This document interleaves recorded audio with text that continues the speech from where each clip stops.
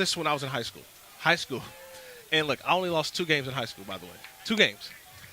And I remember my coach would always say, we can't walk on the field hoping to win. Yeah. Expect to win. We expect to win. Sure. It's about how do we want to put our effort and time into it. And it's okay if you blow somebody out. It's okay if you win by 1. But if you expect to win, it's a different mindset that you have. I'm not saying that when Matthew Stafford was in Detroit, he probably did not always expect to win. It was a lot harder than you would probably think. 50 years of data are telling him they're probably not going to win.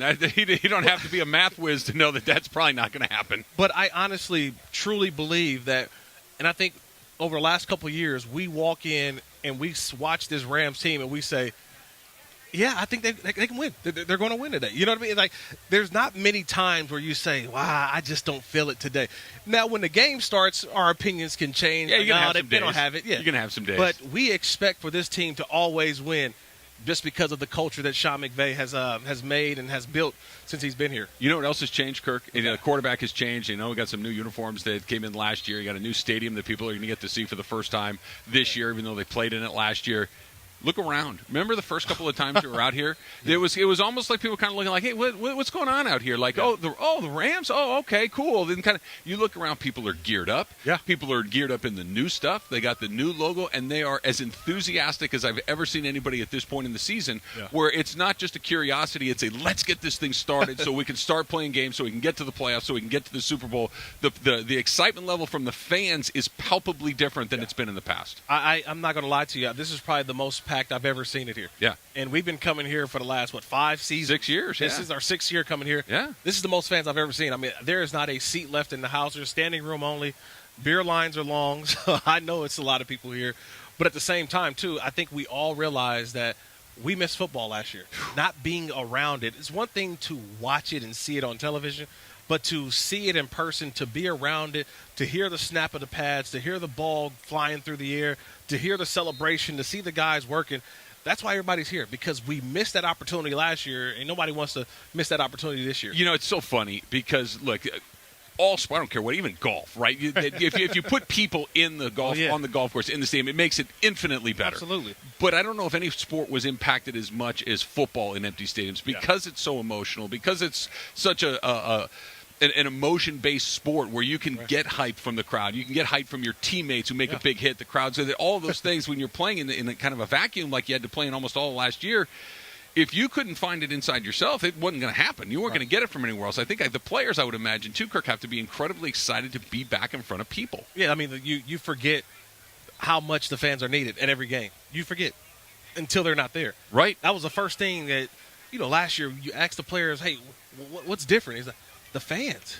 Like, you can go out there and make a play and hear a pin drop, right? But yet when you have fans, when you make a big play. When the fans are getting, when the momentum is more starting delayed to shift. mics, boom mics, because you could hear the players dropping things they shouldn't drop on TV in every single game because there's nobody in the stands and there's nothing to drown it out. Yeah, you could hear the choice words on the field last year. But son of a gun. Yeah. But honestly, too, that was also an advantage. That was used by a lot of quarterbacks. Sure. Quarterbacks use that snap count and things like that. Is a great catch there by Robert Woods. Good to see him back. He's all right. Yeah. Looking like the old college Robert Woods wearing that number 2 Here comes Cooper Kupp right behind him. Yeah, so remember last year we had to get used to Cooper Kupp wearing number 10. Now watching number 2 with Robert Woods. So I'm getting used to seeing Jalen Ramsey here to my right with the number 5 on. Yep. It's going Aaron Donald's still 99. We don't have to readjust on that one. He's still there. He wears his Madden rating, right? That's what he always say. Got 2 99s this year. Jalen Ramsey Club 99 this year as well. Okay, here you go. Yeah. Your highest Madden rating was what? Do you know? I was in the 90s. All right. Yeah, I was like 92, I believe. All right. We can look it up. People can Google it. I was a 92, 93, I believe. And were you checking every year? Yeah, always. When Madden comes out, that's all you want to do. I mean, you want to check and see what your Madden rating is. That's just part of training camp, too. It's fun. We get back when you guys have a little time down to yourself. You play video games, card games, and that's what you're all doing here right now, watching these guys. As they practice, they'll get some time off. But at the same time, man, it's always fun to have a little one-up on one of your fellow teammates. Nah, I don't know nothing about that. I know nothing about it. We're live from Rams training camp, driven by your Southern California Hyundai dealers. Get the Hyundai you've always wanted. It's your journey. Own it. Kirk Morrison, Travis Rodgers here. We're going to talk about Kirk coming up next. What is this point in training camp like for the players? What are you trying to get done if you're Sean McVay? What are you trying to get done if you're Matthew Stafford? That's coming up next. We are live from Rams training camp at UCI on 710 ESPN. Football. 710 ESPN. Once again, Travis Rodgers and Kirk Morrison.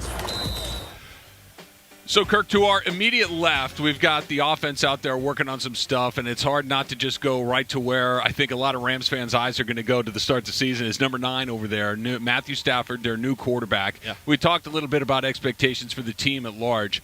Let's be specific about what we're expecting from him, both in the short term and in the long term, because typically you come to a new team, there's a little bit, I got to learn the language, I got to learn the plays, I got to learn the culture of the team and all of these things. And you're coming in, you have new teammates and all the things that come along with that. It doesn't seem like he's being afforded the, hey, welcome to a new team. It's like, yeah, cool, now let's go win the Super Bowl. There's absolutely no on-ramp, it seems like. All the pressure landing on him. Is that a fair expectation to put on for a guy, even though he's an experienced player, even though he's a very good player, to drop him in a new team and just expect him to hit the ground at 100 miles an hour? Yeah, it's very fair because we've seen other guys do it. The guy, especially down in Tampa last year. Who's he? He wears number 12. We saw him him go from one organization his entire career, go down to Tampa and win a Super Bowl right away.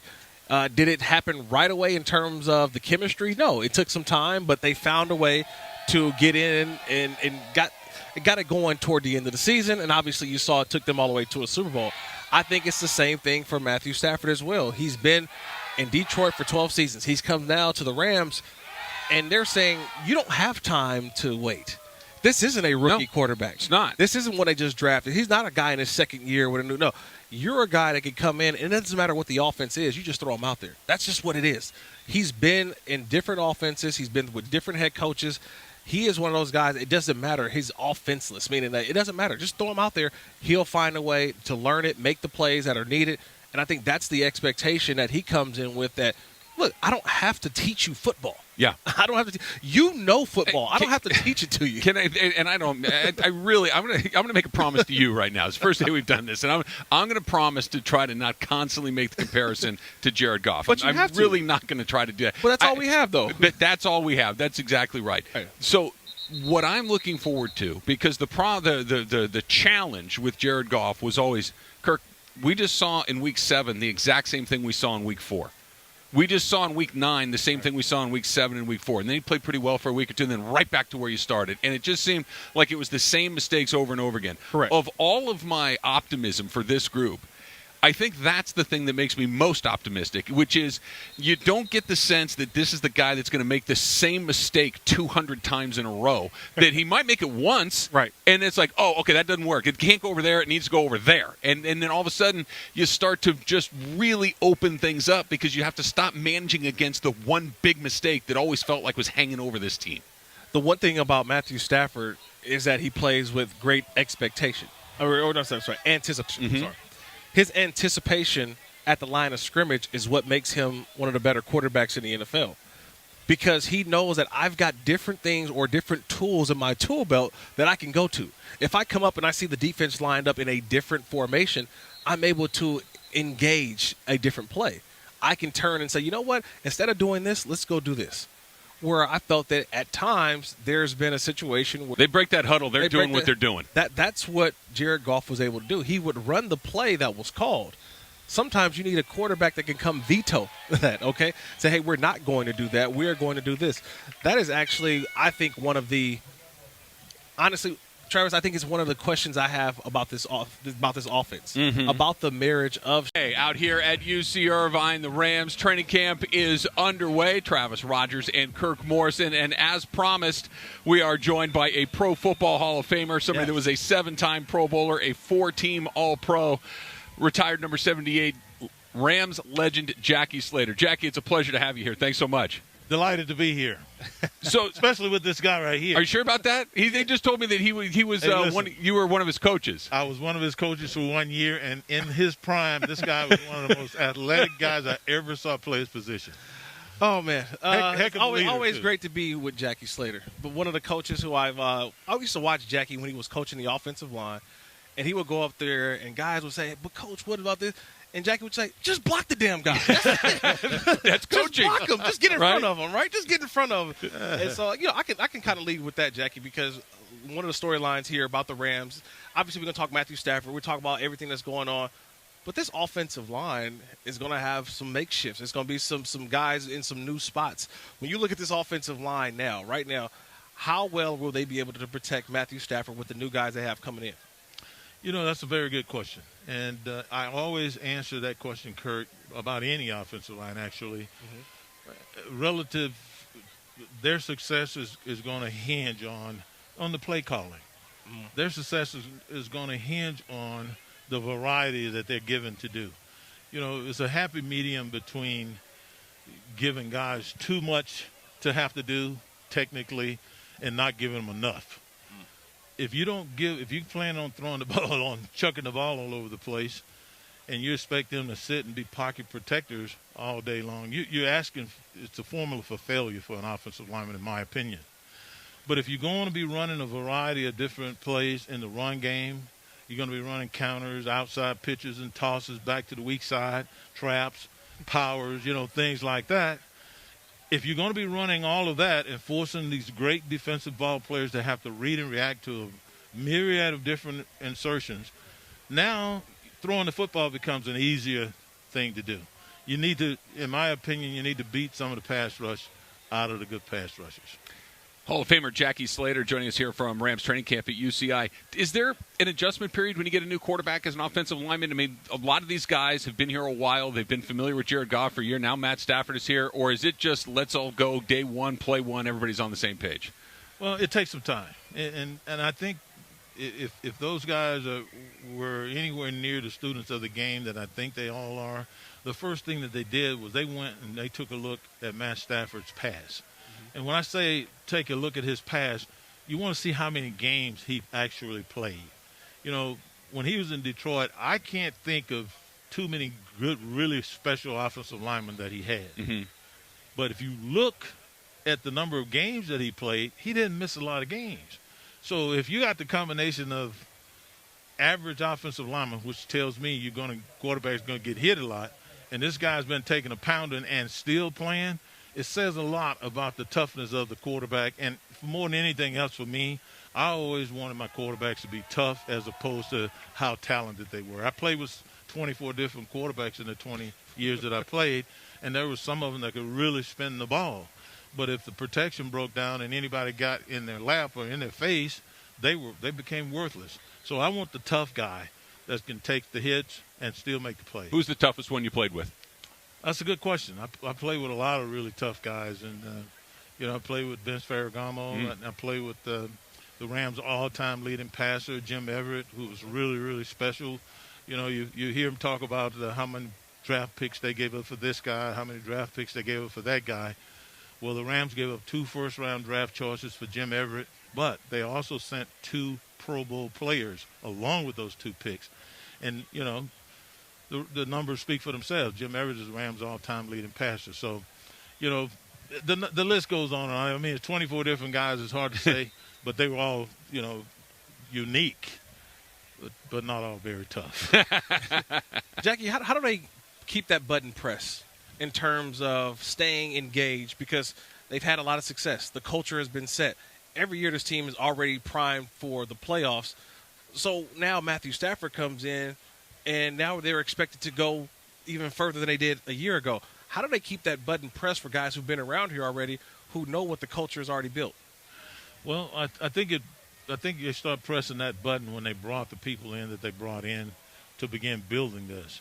And if you think about it, Aaron Donald is not going to change. Right. Aaron Donald is going to be an example to every one of these talented young defensive linemen, defensive ball players, offensive ball players that come in here. When you line up in front of Aaron Donald in practice, you have to know that you're going to have to come to work. Yeah. And I think that with guys like that and with guys like Cooper Kupp and Robert Woods, I mean, these guys are perfectionists. And as you watch the great ball players go about their craft and do their job, it just kind of it's the expectation. For the average guy, these new guys that are coming to this squad this year, they're watching those men. And they're watching the way they conduct themselves. And I dare say the new coaches that are coming to this team are watching the coach. They're watching the guys who's been here. They're watching how they motivate their players, the success they have, the tempo in which they're going. And it just, hey, you either catch the fever or eventually you're gonna get out. So that's what makes it so. That's what makes winning and consistent, great practice efforts. That's what makes them, consistent in an organization. Is you're seeing people do it all the time, every day. Jackie Slater joining us here. Jackie, you are in the Hall of Fame. Aaron Donald will join you at some point when he's done playing. He's more often than not inside than outside, and you're a tackle, so you were more on the edge. Aaron Donald goes out there every once in a while. How would you have tried to block him? Well, I tease people all the time, and I said, I don't know if I could have blocked there. I don't know if I like your chances. I think you might have done all right. I don't know if I could have blocked there, Donald, to be honest with you. But, I really liked what Brandon Staley did a year ago. I'm looking forward to seeing what the defensive coordinator this year does. What Brandon Staley did was he systematically moved Aaron Donald around. So now you can't get a bead on him. You can't say, well, he's going to do this and he's going to do that because he did this before and he did that the last time. You can't do that if you're seeing him every other play. And that's the thing about a special ball player like that. And I remember, you might remember Reggie White. Sure. Reggie White, Howie Long even. They never let these guys sit in one spot all day long. Because whenever they did, the guys figured them out and neutralized them for the ball game. So I think the key for the special ball players is like Aaron Donald and a couple of other guys on this team is to move them around, put them in different things, ask them to do different things so guys don't get comfortable with them. I hope I answered your question okay. Mm-hmm. Yeah. Jackie, I think where you played in the Big A, LA Coliseum, just think about where the Rams have played at before. Now they enter SoFi last year, no fans, but finally being able to have fans this year. For a guy who was part of that fraternity, that alumni, to see fans this year, what will that bring back memories for you? Well, for me, listen, man, I played in Southern California for 20 years. And you either win or you go home here. And that's not only as a team, but that is individuals. You have to be in a habit of winning consistently at whatever they ask you to do in this organization. Now, for me, there was nothing more energizing than going through the tunnels at the Coliseum and at Anaheim Stadium for the 15 years that I played there, and then even the one game that I played in St. Louis, is hearing people who are pulling for you.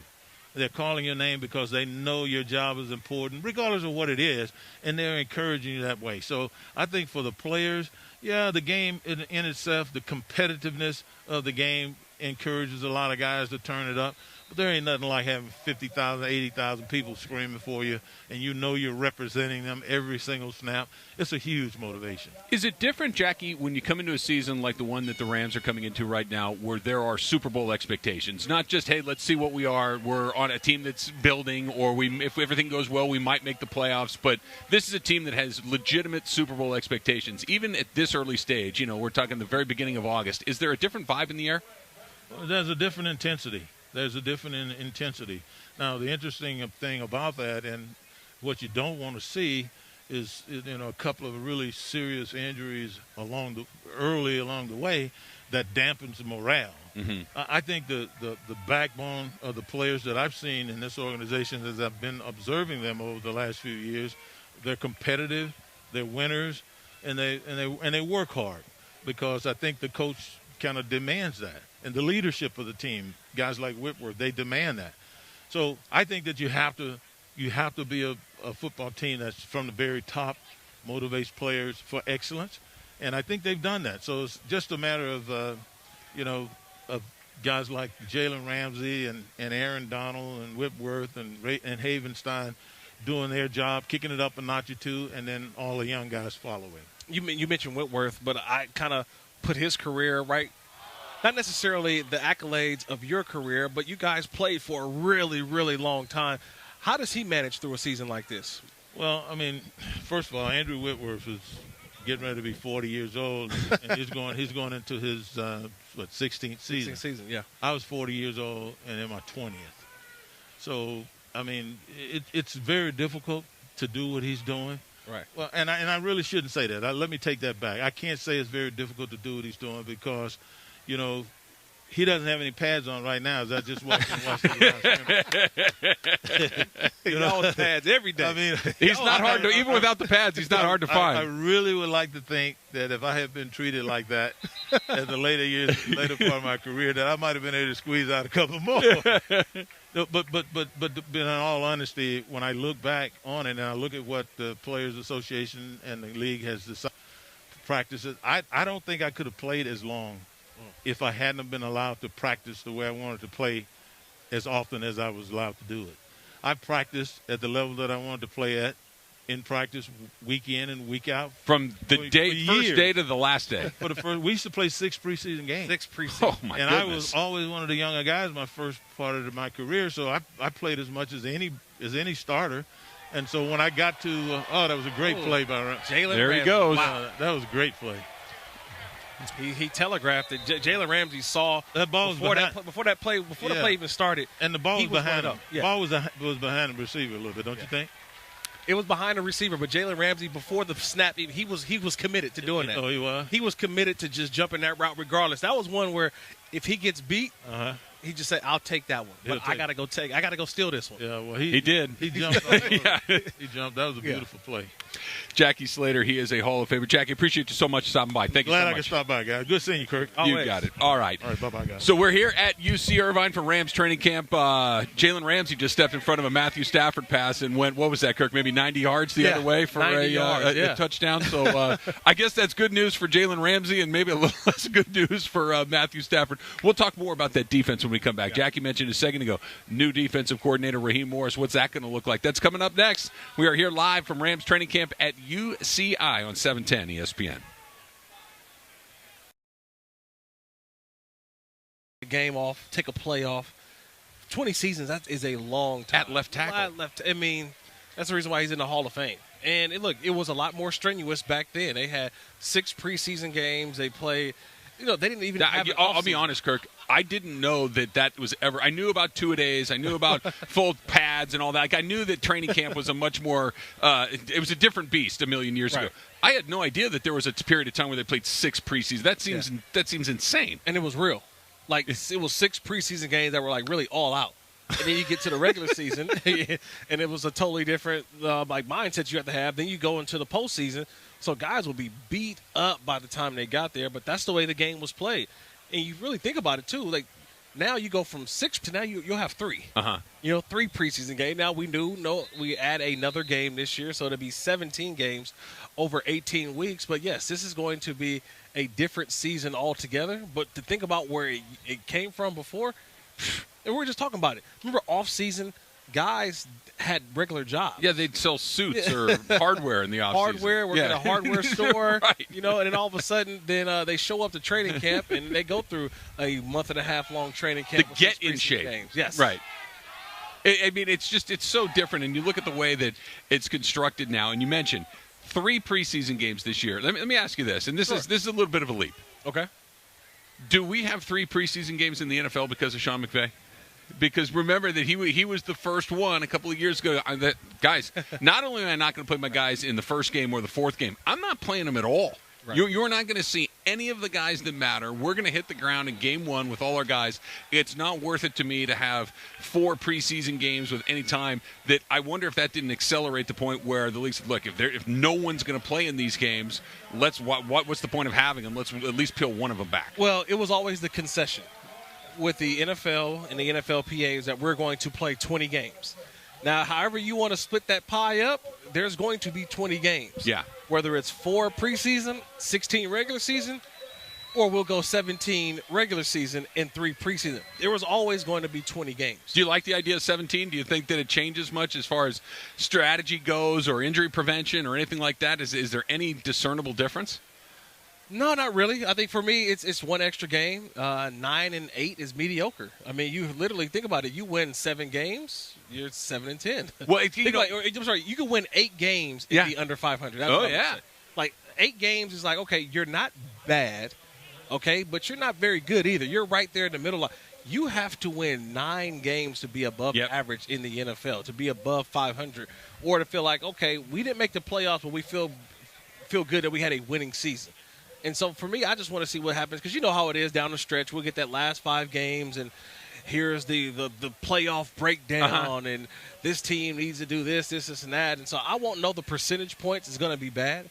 And then think about the team that has 9 away games this year, Ooh. 8 home games. Yeah. Yeah, it'll flip-flop the next year. They'll get their 9 home games. I think the Rams have 9 roads this Yes, year. so- The Baltimore game got added, yeah. And then next year they'll get they'll get it the back. 9 home games. They'll get it back. Yeah. But you're going to have to look at your body differently, because we're talking about true January football. That's not playoff football. Yeah. So how do you pace yourself throughout the season? I thought the NFL made one of the great rules last year of being able to have unlimited guys on IR, to where they just have to sit out for 3 weeks and they can Yeah. come right back. Yeah. Because there are some guys who have ailments throughout the season. They need 3 weeks to recover instead of keeping them on an active roster. Right. And because you can't put them on IR because they won't come back. So you have Right. a lot of that thing always, something that you have to think about. And now you can actually stash guys, which is a good thing for the Rams, because this season it's all about, for me, it's about the depth. It's about having guys in the back end. And people are going to say, well, they lost this guy, they lost this guy. A lot of the players that the Rams lost this offseason were actually the depth guys Yes. who pushed their way forward to Yes. being starters. Yes. No one talks about how they developed these players and put them in a position that they were in a year ago. That's why I think it's a lot different than in years past, is that they do have depth in some areas. Kirk, you can almost guarantee that there's somebody out here right now whose name we're not going to say today. Correct. Who's going to be an important part of what they do by the time that season comes around. Absolutely. Every year. There always are. That we know, look, Aaron Donald's got to play well. Matt Stafford's got to play well. Robert Woods. We know the guys that are going to, Andrew Whitworth. We know them, right? Right. But it's those other guys that are going to be, hey, I'm the fifth corner, that all of a sudden, hey, I got to start today, Yeah. that'll have an interception or a big pass breakup or something that happens in those moments. And that is the thing that I think the Rams have done as well as anybody else under Sean McVay, is that all of a sudden a guy gets thrown into a situation that maybe isn't a star, that maybe wasn't a highly drafted player or a player that was drafted at all, and all of a sudden they show up and they play, and they're perfectly fine. They do their job. Right. That it isn't, okay, that's the soft spot, attack. They always seem to have those pieces covered. Well, they're role players who know their role, right? Like, my role on this team is to be able to do this. My position is this right here. When I'm called upon, I just execute and do my job. And sometimes it's just a routine play, but it's because of the moment that they do the routine play, it's magnified. And we've seen that throughout times where a guy makes a crucial third down catch, right? Remember Van Jefferson last year. He was a role Yep. guy, and he made a couple big catches down the stretch. No doubt. Obviously, Jordan Fuller was a guy who started to make those plays. He's going to play a last huge year. role this year. But I think you can even look at a couple guys who are gone this year, right? Morgan Fox was a guy last year who would come in and make a play. You're like, wow, okay, he's got 4 or 5 sacks this Mm-hmm. year. But they played their role because they understood what their role was. Everybody on this team just wants to know, where do I sit, what do I need to do, and then be at the best when your best is needed, right? That's the line, right? I like be at your best when your best is needed, but it's second to the standard is the standard. That's still the number one for me in the Sean McVayisms. All right, the voice of the Rams, JB Long, is going to join us next from here. UC Irvine Rams training camp on ESPN 710. Hi, this is Sean McVay. This is how I know it is football season. When Kirk and I are out at UC Irvine and we have our first conversation with the voice of the Rams, JB Long. JB, this is how I know it is the beginning of a long, awesome season when we get our first conversation with you. Well, I don't go out on New Year's Eve much anymore, but I might go out tonight, because to me this is the exact same feeling. Happy New Year to you both. It's great to see you here. Yeah, it really does feel like we're doing it all over, because last year was just such a different year for everybody. We didn't get to experience any of this stuff. I would imagine, you're around the team. I would imagine for everybody in the organization, it feels like here we go again for real all over again. I was saying something similar to Jalen Ramsey the other day when he was on stage with us, because in my mind, he's going into year 3 with the Rams. It's like 2.5 since he joined the franchise mid-2019 via a trade with Jacksonville. But it dawned on me late in the game that this is the first time he's been in front of this audience here at UC Irvine and training in front of the most loyal of Rams fans. So that was a cool moment, and like you kind of alluded to there, I think all of us, me especially, we have a new profound appreciation for what this is, which is glorified football practice and shorts and helmets. Still fun. But when you feel the energy out there today, and you can't tell me that Jalen Ramsey and Cooper Kupp and Robert Woods and several others that I could name drop right now don't feel that vibe too. Yeah, the competition, you can see it each and every time they're on the field. But, JB, like, what's the atmosphere in terms of just this team as they get ready to embark on this season, knowing that they've had so much success under Sean McVay? Now they get into year 5. Obviously, the new quarterback comes in, but still, the message to these guys is what? Well, here's what I think is intriguing is Sean just put together one of the better 4-year stints in modern NFL coaching history. I mean, if he had cashed in that Super Bowl, I could have said that in an even more emphatic fashion. Point is, 4 winning seasons, 3 trips to the playoffs, an NFC championship game, a coach of the year, all these accolades. And for some, that's not enough. That's crazy. Welcome to L.A. But fortunately, Sean is one of those people for whom that is not enough. Right. But I think he, if he was having an honest moment, would have said and admitted that at this juncture of his early coaching career, he really could have used something to jumpstart it. And I think the trade for Matthew Stafford is exactly that.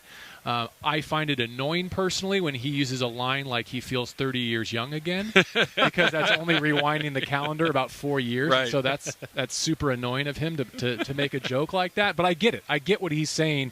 He is a rookie in terms of his exuberance coming into this season. And let's face it, the Rams upgraded at the most important position in sports, we believe, this offseason.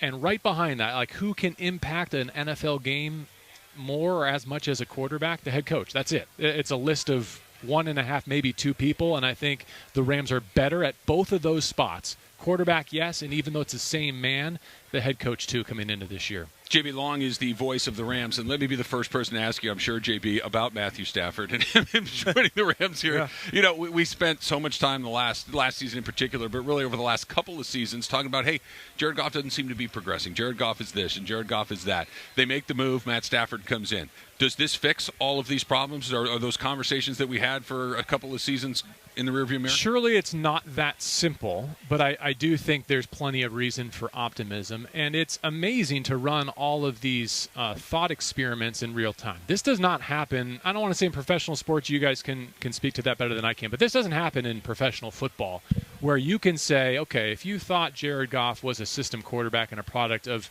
Sean McVay's assistants, we'll find out. We'll know by October whether or not he's a bona fide NFL starter outside of this ecosystem. If you feel like Matthew Stafford was a very good quarterback, maybe even an elite quarterback, who was victimized by his circumstances and a lackluster franchise in Detroit, okay, now plug him in here and see what changes. And similarly, I think those of us close to the product these last few years would say that the Rams have become very limited, boxed in offensively in terms of what they were able to do relative to where they wanted to be. And if your season finishes in Green Bay with Matt LaFleur running as close to the same playbook as you're going to get with Aaron Rodgers having an MVP season and doing it as well as maybe it's ever been done, then yeah, I think you can then project, all right, let's see what it looks like if Sean McVay gets his chance with someone with a skill set like Aaron Rodgers. I'm not saying he's played worthy of MVP status yet, but when I see him make a no-look pass in the red zone here in the goal line and a touchdown to Terrell Henderson, look, the list of quarterbacks who are confident and able to make that throw, be it here in training camp or on a game day Sunday, it's a pretty short one, and it includes the MVPs that we think of as being the top of the game right now, namely Rodgers and Patrick Mahomes. Yeah, you mentioned the name Terrell Henderson, who actually was 1 yard shy of leading the Rams in rushing last year. He had 5 rushing touchdowns, JB. Of Cam Akers tears his Achilles. He's out for the season. And everybody's saying, should the Rams will get somebody in free agency? Is Darrell Henderson truly the lead guy now? Where do the Rams sit in terms of their running back situation right now? And could we see them add someone at some point this training camp. Well, today's the last day of July, right? I think that's a question probably more for the last day of next month because there are plenty of options in that category right now, and there only figured to be more of them, as well as, other developmental prospects that maybe they liked in their scouting evaluation process, come cut down time. I would be shocked if the Rams go through this season with only the portfolio of running backs that are here with them in Irvine. And I say that because, yes, they lost Akers, and I think it's a numbers game as much as anything. You're also entering the first 17-game NFL regular season with designs to play well beyond that for an 18th, 19th, hopefully 20th game. And it just doesn't stand to reason that Darrell Henderson, who's never put together a full NFL season, atop that backfield is going to be enough with the unproven prospects behind him, though I know many of them have the potential to succeed in this offense. JB Long, the voice of the Rams, joining us here at UCI Rams training camp. Travis Rodgers and Kirk Morrison. Brandon Staley's now the head coach of the Chargers. Raheem Morris coming in as the defensive coordinator. JB, what will we notice differently? Will there be anything, or are we just going to see Aaron Donald, we're going to see Jalen Ramsey, and that's good enough? That's a great question. I would say more similar than different, but it's fascinating to watch Sean go about that process of having to replace that position, that role in his franchise 2 years in a row. And I think his challenge last year, or the mandate to him, was go find the next Sean McVay, except find him on defense. And man, did he ever hit a home run in that regard. Brandon Staley fit the bill to perfection. Raheem Morris is more of a familiar name, certainly to Sean. Has both head coaching and defensive coordinating experience, as well as a good taste on offense as well in Atlanta. So I think he has a great view, a 30,000-foot perspective of not just this defense, but of what it means to be in a great system and a great culture. And I think he, too, much like Stafford, gives Sean a healthy jolt of adrenaline and comfort going into this season, having to go through a third consecutive season with a different man running his defense.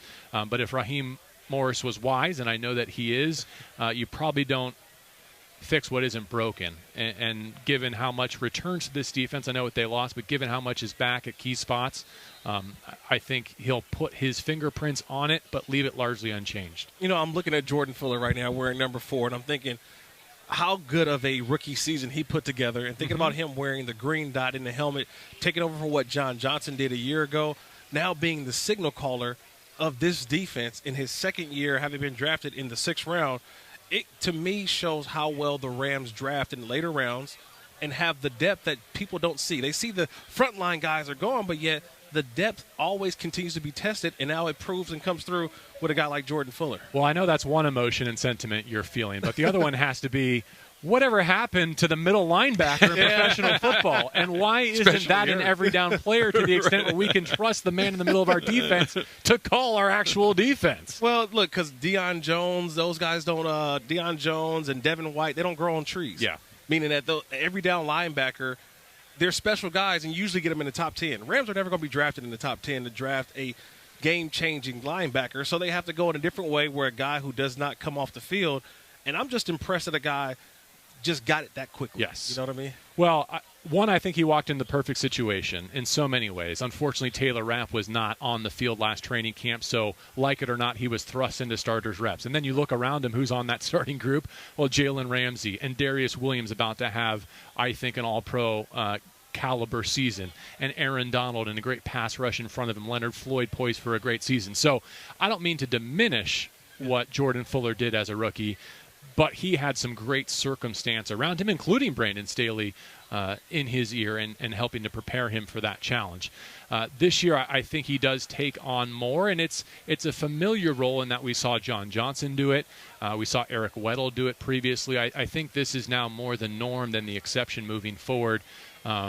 But ultimately, I think we know who the leaders of that defense are, whether or not they have a green dot on the back of their helmet. JB, like Kirk mentioned, the Rams haven't had a first-round draft pick in a long time, much less a top 10 pick. But of the players that they did pick, the guy that is most likely to have an impact on this upcoming season is who? Is it Atwell? Boy, that's really tough to say right now, given the fact that he's 155 pounds and he's not with the team because he's on the COVID-19 list. It hasn't been a great start to his rookie season. Now, that's not to say that he can't overcome it, but when I see Deshaun Jackson get off to a good start, I hope that that Jackson is able to fill that role, whatever they needed from Tutu, until the rookie from Louisville can get up to speed and can maybe take over some of those reps. Mostly, I think he's a complementary piece so that the snap counts for the likes of Robert Woods and Cooper Kupp can come down a little bit this year because let's just never finish another Rams season with Cooper Kupp on the shelf rather than on the field. So to answer your question, if I had to decide today, I would probably go with Jacob Harris because I think he will immediately contribute on special teams as their top special teams target in the draft. There's also a role carved out for him already vacated by Gerald Everett. I think he has a similar skill set and can take over a lot of the same design within the Rams offense.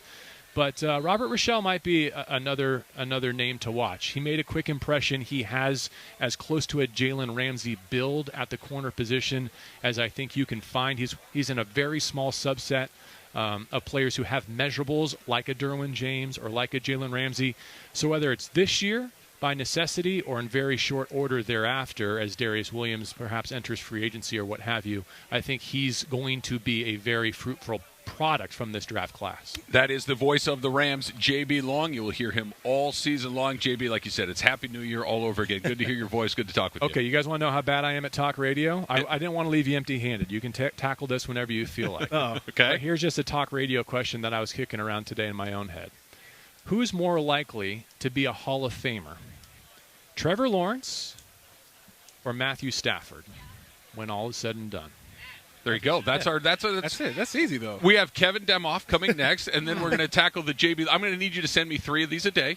I'm going to need you to go and be like a part-time producer for me on the Travis and Sliwa show. This is very, very useful, JB. I was happy to fill a segment for you, and I just wanted you to to leave with a question to tackle at another time. To ponder. Don't tell Kevin I posed that. No, I'll would you save that for another That's day. between us. Kevin Demoff coming up next. We are here at UCI for Rams training camp on 710 ESPN. Morrison. Back at the field, indeed, we have fans on all 4 sides out here at UCI, including my man Daniel, who is right over here listening to us do the show. We are here live at UC Irvine for Rams training camp, and as promised, we are joined by the Chief Operating Officer of the Los Angeles Rams, Kevin Demoff. Kevin, good to have you. Thank you so much for stopping by. We need to turn on Kevin's mic real quick here. Kevin's mic is down here. Let's see here. Kevin, try that again for us real quick. Now There we are go. you ready? Now we're ready to be welcomed to UC This Irvine. is live radio, guys. Come on. That's right. That's how you know it's bad. That's what training camp's for. You get a Work out rep, the kinks. you go, you fix it, Yes. you get it going. So, thrilled to have you guys down here at UC Irvine. What a day. Yeah. It is such a day. It was one of the first things I said to Kirk, Kevin, was, we've been out here every year since the Rams have returned to Los Angeles, and this time today feels just like a different universe from when it was 5 years ago when the team first came back. The enthusiasm, the passion for the Rams, it feels like it's in full force. Well, look, I think one of it is the journey over the last 5 years, the memories this team has created. You can look at the Super Bowl run, the Monday night game against the Chiefs.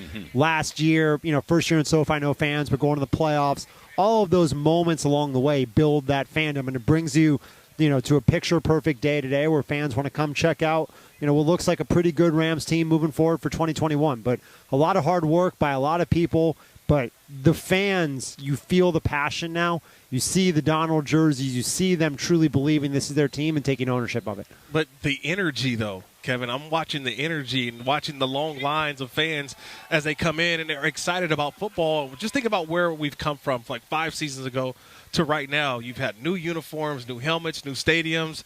Is this kind of going to the plan that you first had when the Rams came back to Los Angeles? Yeah, all minus the Super Bowl ring, right? But no, I think it's a great credit to, first of all, Stan Kroenke when he brought the Rams back. This is what he envisioned. New stadium, crown jewel of the NFL, crown jewel of the world, hosting the Super Bowl. Right? You're opening the season on Sunday Night Football, 5-6 primetime games a year, a team that's among the winningest in the NFL, competing at every level, rock star head coach, great players. You have Aaron Donald, Jalen Ramsey, Matthew Stafford. It's a team, that's built every year to go compete, win Super Bowls, but it is great to see the passion that's been ignited in L.A. It's always been a great football market, as you guys know. Yeah. Just needed a team to rally around, and really proud of everybody in the organization for helping build that team that fans feel a piece of. Rams Chief Operating Officer Kevin Demoff joining us here at UC Irvine Rams training camp. And it's just I've said this a few times, Kevin, that every time I've had the opportunity to go through SoFi, whether it was during construction or since it's been completed, I leave and I tell everybody, I can't wait for you to see this. I have nothing to do with it. I've just had the opportunity to walk through it a couple times. I can't imagine what it's got to be like for you and everybody else in this organization that did have something to do with it, a chance to show that place off to the people of Los Angeles. Well, look, I think Los Angeles has waited 100 years for an NFL stadium of their own, right? You go back to the Rose Bowl and the Coliseum being built, and to have truly this unbelievable marvel that it's a long time in the making, but it's what the NFL needed to come back. And what I love about it for our fans when you walk through it is this is the first stadium ever designed by the Rams, for Rams fans, right? And when you first sat down and you looked at how do we build an amazing building to the best of Los Angeles, an indoor-outdoor environment, I always tell Travis people what you don't realize. Everybody asks me what's my favorite feature of SoFi. It's the feel in there. Yes. You are completely covered. It's a beautiful stadium, but the breeze is coming through. Yeah. It's outdoors, but it can host any event in the world. And I said, it feels like California. We're on the 50-yard line. You're looking at palm trees. You've got the best of every amenity in the world, the world's largest stadium, but it also feels intimate at points. It's got the closest seats to anywhere in the field in the NFL. It's truly a marvel from a design factor, but the only thing that's been missing has been the fans to make it a home. Yeah, and we know, look, a championship on the horizon. I think that's coming, Kevin. But I feel like the championship for the Dodgers, the championship for the Lakers of recent, but I feel like the Rams have brought this aggressive nature of getting the players that they need. And I feel like you've done that to a point where the Dodgers are now attacking the same way their season is with their trade deadline. We're seeing the Lakers do the same thing. Watching the Rams go and get a Jalen Ramsey, go and get Matthew Stafford, where does this aggressive nature truly come from? Is it the market? Has it always been there? Because it seems like the Rams now, if they need to upgrade, they're just going to do what they have to do. Well, look, I think Les has always been aggressive in trades. And, his motto is, wake up sprinting, never be scared. And he does that every day. And, but I even think back, Kirk, to your question, in 2018, we trade for Marcus Peters. Yes. We sign Ndamukong Suh. Yeah. We trade for Brandon Cooks. Fowler. Then the Dodgers go out and trade for Machado that year. The Lakers get LeBron. Yes. The Dodgers then follow that up with Mookie Betts. We go, for Stafford and Jalen Ramsey. I think Jalen Ramsey and Mookie Betts the same year. So, we did Stafford. It felt like, Andrew Friedman's probably sitting there and being like, I got to go match. And then the Lakers go do Westbrook. But look, I think I love that that's become the ethos of this market. Yes. Right? This has always been a city from when I was growing up here that was built on stars and Magic Johnson and Wayne Gretzky. When you looked at Fernando Mania and everything, and even down here in Orange County, you've got Mike Trout and Shohei Ohtani. Right. This is a star market. And I think you have to win. You have to be competitive. You have to be talented in or out. You can't sacrifice everything just to win now, but you've got to make sure that your fans, when they wake up and they come to this training camp, they think the Super Bowl is a possibility. And that's where I think where Sean McVay says every team will talk about it right now. You want to be those teams that actually goes to bed believing in it, and I think our fans do. As an executive of a professional sports team, and especially for all the reasons you just mentioned here in Los Angeles, you got to compete with the 49ers and the Cardinals and the Seahawks in your division. But do you have to compete with the Dodgers and the Lakers and the Clippers and the Angels and everybody else just to get attention here? Because there's two of everything. I don't view it as competing. I view it as drafting off one of another and using NASCAR, right? Like, we all lift each other up. And one of the things I love about being in this market is you have to be your best as an organization. It requires, the Dodgers are going to be great. The Lakers, Kings, everybody here, there are bits and pieces that are great organizations that you want to learn from and study from. And I think that challenges us as an organization to be the best. Now, we're so fortunate when you have a Stan Kroenke as an owner who can sit there and give you every opportunity to compete on the field, off the field, build a stadium, and change the paradigm for us to go carve out our own niche. But not only are you part of this landscape, you've got to find your own lane as well. And I think SoFi Stadium does that. Sean McVay has done that for us. There are so many different ways I look at us and trying to compete, but I don't view it as competition. We learn a lot from each other. We share trade secrets. We band together. I think you can look back last year to the alliance that was created, all 11 teams coming together, rallying for social justice. So it is a great camaraderie amongst the teams. And, you're fortunate in the sense that we don't all compete against each other on the field. I care far more about beating the 49ers and the Seahawks than I do anybody in the LA market. Take me back to that the introductory press conference for Sean McVay. And thinking that we got our guy, and then you think about it right now, going on the 5th season, like we got this one right. Like how do you think about, what do you think about that introductory press conference? Look, I think you spend 5 minutes with Sean McVay, you know you want him to be your head coach, right? And that's the way we felt, and you try to look past the age, and you try to scan through everything, and I think we met with 12 coaches that year. Right. And Sean McVay was so universally our number one, and look, I give credit, for Les Snead, for Tony Pastores, myself, all those who were involved in the interview process. But I remember vividly Marshall Falk, when we took him to dinner. It was Marshall Falk, Stan Kroenke, myself, and Sean. And Marshall was, a big believer. You need a veteran head coach. You got a Jared Goff. Like, you need to come in and really light Market on fire. And I said, hey, come just meet the guy. Right. And Kirk, obviously, you guys know, San Diego, like, Marshall's one of the brightest football minds Absolutely. in the world. And we walk in dinner, and he's like, hey, I'm thrilled to come, but, like, this ain't your guy. And we walked out, and he goes, if this isn't your head coach, then, you let me know. And I think that gave us all confidence, though, that what we were seeing was not blinders on. And from day one, he's come in and owned, this franchise and his chance to go do it. And, I saw the other day, I think, top 5 head coaches winning percentage of all time. They're first 4 in the Hall of Fame, and Sean's 5th. So good company, a lot to do. I think the great part about it, too, he's 35. He's learning, getting better each year, maturing. And I don't mean that in the sense that he's immature. I mean he's been there. He's done that. He understands how to coach a staff, how to lead the players. This is his 5th time down here at training camp. He understands how to lay it out.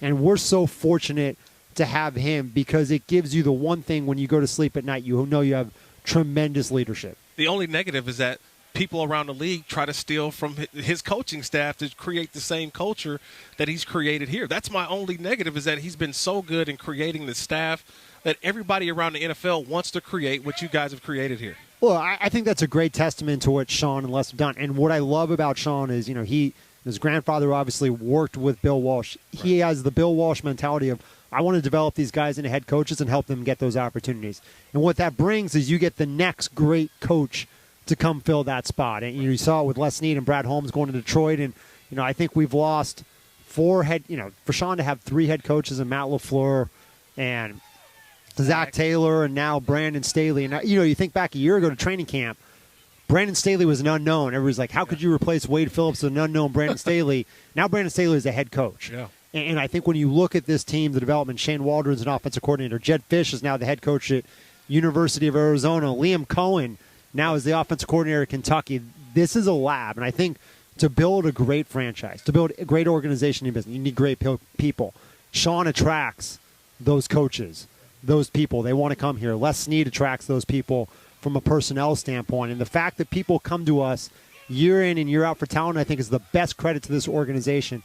And I don't ever view it as a negative. I view it as a positive, because you never know who the next great opportunity that's going to walk in your building is. We are live from Rams training camp, driven by your Southern California Hyundai dealers. Get the Hyundai you've always wanted. It's your journey. Own it. I remember, Kevin, when you guys first hired Sean McVay, and Kirk and I went up to the facility, and a handful of other media members were there, and he kind of explained his philosophy on some things. And I'd never been in a meeting like that before. I'd never seen a head coach talk like that before. And Kirk and I are walking out, and I said to him on the way out, I said, are they all like that? and he goes, no, I have never seen anything like that in my life. And in 9 years in the NFL, I remember him telling me that like it was yesterday. I would imagine that you had a similar experience like you explained with, okay, this is going to be our guy. Can you see it on the players' faces, too? The new guys who come in, the rookies who come in, maybe free agents or trades or whatever. It's like, oh, okay, I get it now. Well, look, I think when you add, I think what Sean has done is made this a destination. Obviously, you have L.A., SoFi Stadium, the weather. We have all of that. But Jalen Ramsey wants to be a Los Angeles Ram because of what he hears about Sean McVay. Matthew Stafford, when he says, here are the teams I'm willing to go to, Los Angeles is at the top of his list because of Sean McVay, right? I think that has given us players know and talk in this league. I'm sure Kirk can say this. But when you build, and it's not just the smarts. There are a lot of smart coaches. He's an unbelievable communicator. He's got an unbelievable vision, and he loves building a culture where guys love to come to work, right? It's the mix of all of it, taking care of our players. We've been fortunate. Sean will listen to Reggie Scott, our VP of Sports Medicine, when to back off the guys, when to push. Even yesterday's practice is a great example. After 2 really good days, hey, I'm going to slow it down for you guys just to make sure you get acclimated. I think he's wise beyond his years there. But, yeah, there's still times, when I look and say, we are so fortunate to have done it. And it's a great credit to Sean and what he's built. You could see it, but that doesn't make it happen automatically. There are a lot of smart coaches, a lot of great communicators. We're just fortunate that he's grown each year and given us a stability that we can then blossom from. As the season opener approaches, when do you turn the phone on Do Not Disturb with people trying to bombard you for tickets? Oh, I got a bunch of requests today, right? So, Hey, don't leave. I got a question I got to ask you when you walk away. I think the great part is, we've had such an unbelievable response from our fans to SoFi Stadium. It's going to be an amazing environment. We had the practice there in June. We walked off the field, and there was probably 20, 25,000 people in the building. And Sean said, hey, I think that was louder than any game at the Coliseum with the third full. So I know our entire building is waiting for 70,000 to be in SoFi. When the Bears are under center, making it loud, making it an unbelievable environment. But we've had such a tremendous response to people wanting to be in that building and wanting to come. And I think when you get in, once Labor Day comes, those Bears tickets, that are 4X right now on the secondary market, they're going to be five or six. And, but what I love about it, and I think it gets back to Travis's point, when you look at the secondary market, there are no tickets out right now, and that's because it's our fans who want to be in the building. They take such pride in helping to build SoFi and to build this brand together, and that's what I can't wait to see. Kevin Demoff is the COO of the Los Angeles Rams. Kevin, thanks so much. My pleasure, guys. What a great day. I appreciate having you guys, and looking forward to a fun ride that hopefully February 13th, we'll all be hanging out in SoFi Stadium again. That's how I remind my wife that hopefully we're celebrating We don't together. take a roadie for the Super Bowl this year. We Valentine's Day is the 14th. We're going to celebrate a Super Bowl and Valentine's Day the next day. That's how I told her. I think you need to count on some roses, too. Probably not a bad idea. All right, that's Kevin Demoff. Thanks to him for coming on. Let's talk about a whole bunch of things that he said right there. I think it's such a great point about not just making sure that you have a great culture and great players and all those things, but making sure that you have something that people are super excited to be a part of. That's coming up next. It is Travis and Kirk live from Rams training camp at UCI on 710 ESPN. We are indeed live from Rams training camp, driven by your Southern California Hyundai dealers. Get the Hyundai you've always wanted. It's your journey. Own it. All right, very excited to talk to our next guest, who is the defensive coordinator for the Los Angeles Rams, Raheem Morris. Coach, thanks for coming by. Appreciate it. No problem, Troy. How you doing, man? We are fantastic. So we talk so much about, acclimating new players and acclimating the new quarterback and all this. What about for you? What about acclimating to a brand-new team this season? It's pretty easy to acclimate with this environment. You're talking about a beautiful place to come practice, a high-class organization that sets it up with a really high-class facilities for us as far as where we work at, where we live at, where we go about our business at, where we get in the meeting rooms, how we come across to this field. Got to be tops in the league as far as I'm concerned, as far as when you practice. And then have an ability to come over and talk to a legend of Kirk Morris. Let's not get crazy. Let's not tell lies on the radio, Coach. Come on, man. This has to be one of the highlights and detailed days of my day. Oh, man. First of all, your first time, extendedly in California, though. So when you get the call to come to California, what did you think of California now being here? What is it now, almost, 5-6 months? How are you finally settling in? The first thing was easy, and it was easy not just because of California. It was easy because of Sean McVay. Yeah.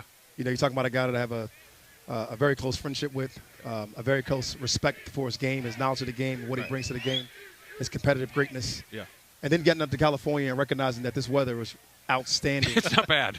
And then recognizing the environment of the people and how you move and watching NBA basketball games at 3 o'clock in the afternoon. It's amazing, right? It is amazing. So having the ability to do all those things to come out here on the West Coast, I finally understand what the hype is about. I think people forget that you were Sean McVay before Sean McVay. You were one of the youngest head coaches in the NFL, I believe, at age 32. And you think about what was put on you at such a young age of being the leader of an organization, and then to watch Sean do it as well. What do you guys talk about when you think about the positions that you guys were in? The best part about that dynamic is when I was Sean McVay, before Sean McVay, I only made it 3 years. We had a good season. We were able to win 10 games there in Tampa. We weren't able to maintain the greatness that he's been able to do out here because of the people. The people here have really done a great job of supporting him, along with his fan base, along with his team. And it doesn't hurt that he has some really great players. Right. Our extensive conversations before this was even thought of, him being a head coach when he was a tight end coach at your Washington football team. Yeah. And then, obviously growing fast, becoming the offensive coordinator and being able to do what he's doing on offense. Then when he came here, It's no shock that our conversations that we had well before that, talking about being 32, some of the pressures that come across your desk, that tube that they don't tell you about as a head coach, that just stuff constantly flows out of, and you got to constantly fix problems. He was well aware of and well able to attack some of those things. Connecting those guys with some of the friends and some of the people that I was able to talk to with him was definitely something that I look forward to.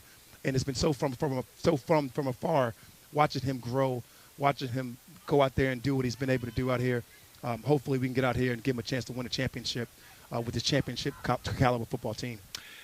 Defensive coordinator for the Rams, Raheem Morris, joining us here on 710 ESPN. And, Coach, not only do you come to a new team, you come to a team that's got Aaron Donald. You hear the people over here chanting MVP as he's talking to some folks over there. You've got Jalen Ramsey, two guys that are, all pros, Pro Bowlers, Hall of Famers probably for both of them at this point, even in their careers. How do you go about using them? How do you go about making sure that they get to do what they do best? These kind of guys are different. You've heard Sean say of Aaron Donald, he's one of one. When you talk about the guys and what they're able to do off the field, inside the classrooms, I think that's where they separate themselves. Their leadership qualities in both different ways. Aaron has more of a quiet, stern demeanor type of a leadership role, and when he goes in and he talks, everybody listens. He has the respect of the building. He has the respect of his teammates. He has respect of all these guys. And you let those guys go out there and be themselves. Their plays will come. It's all about, when you talk about coaching, a lot of times you think it's about you making these C players B players. A lot of times it's your job to make the A players continue to be A's. Yeah. And when you make the A players continue to be A's, you have special type results and special type plays what you got from Jalen today. You mentioned Jalen, and your background as a defensive coordinator, as a defensive backs coach. When you watch Jalen, what makes him so special? He's a combination of a bunch of different guys that you've coached in the past. Right. You guys are well familiar with what Aqib Talib brought to the team. Absolutely. Sure. With the length, the skill set, the mental. He's also a combination of a guy like Rondé Barber with the unique ability to be able to move inside, to be able to create special plays because of physical style plays.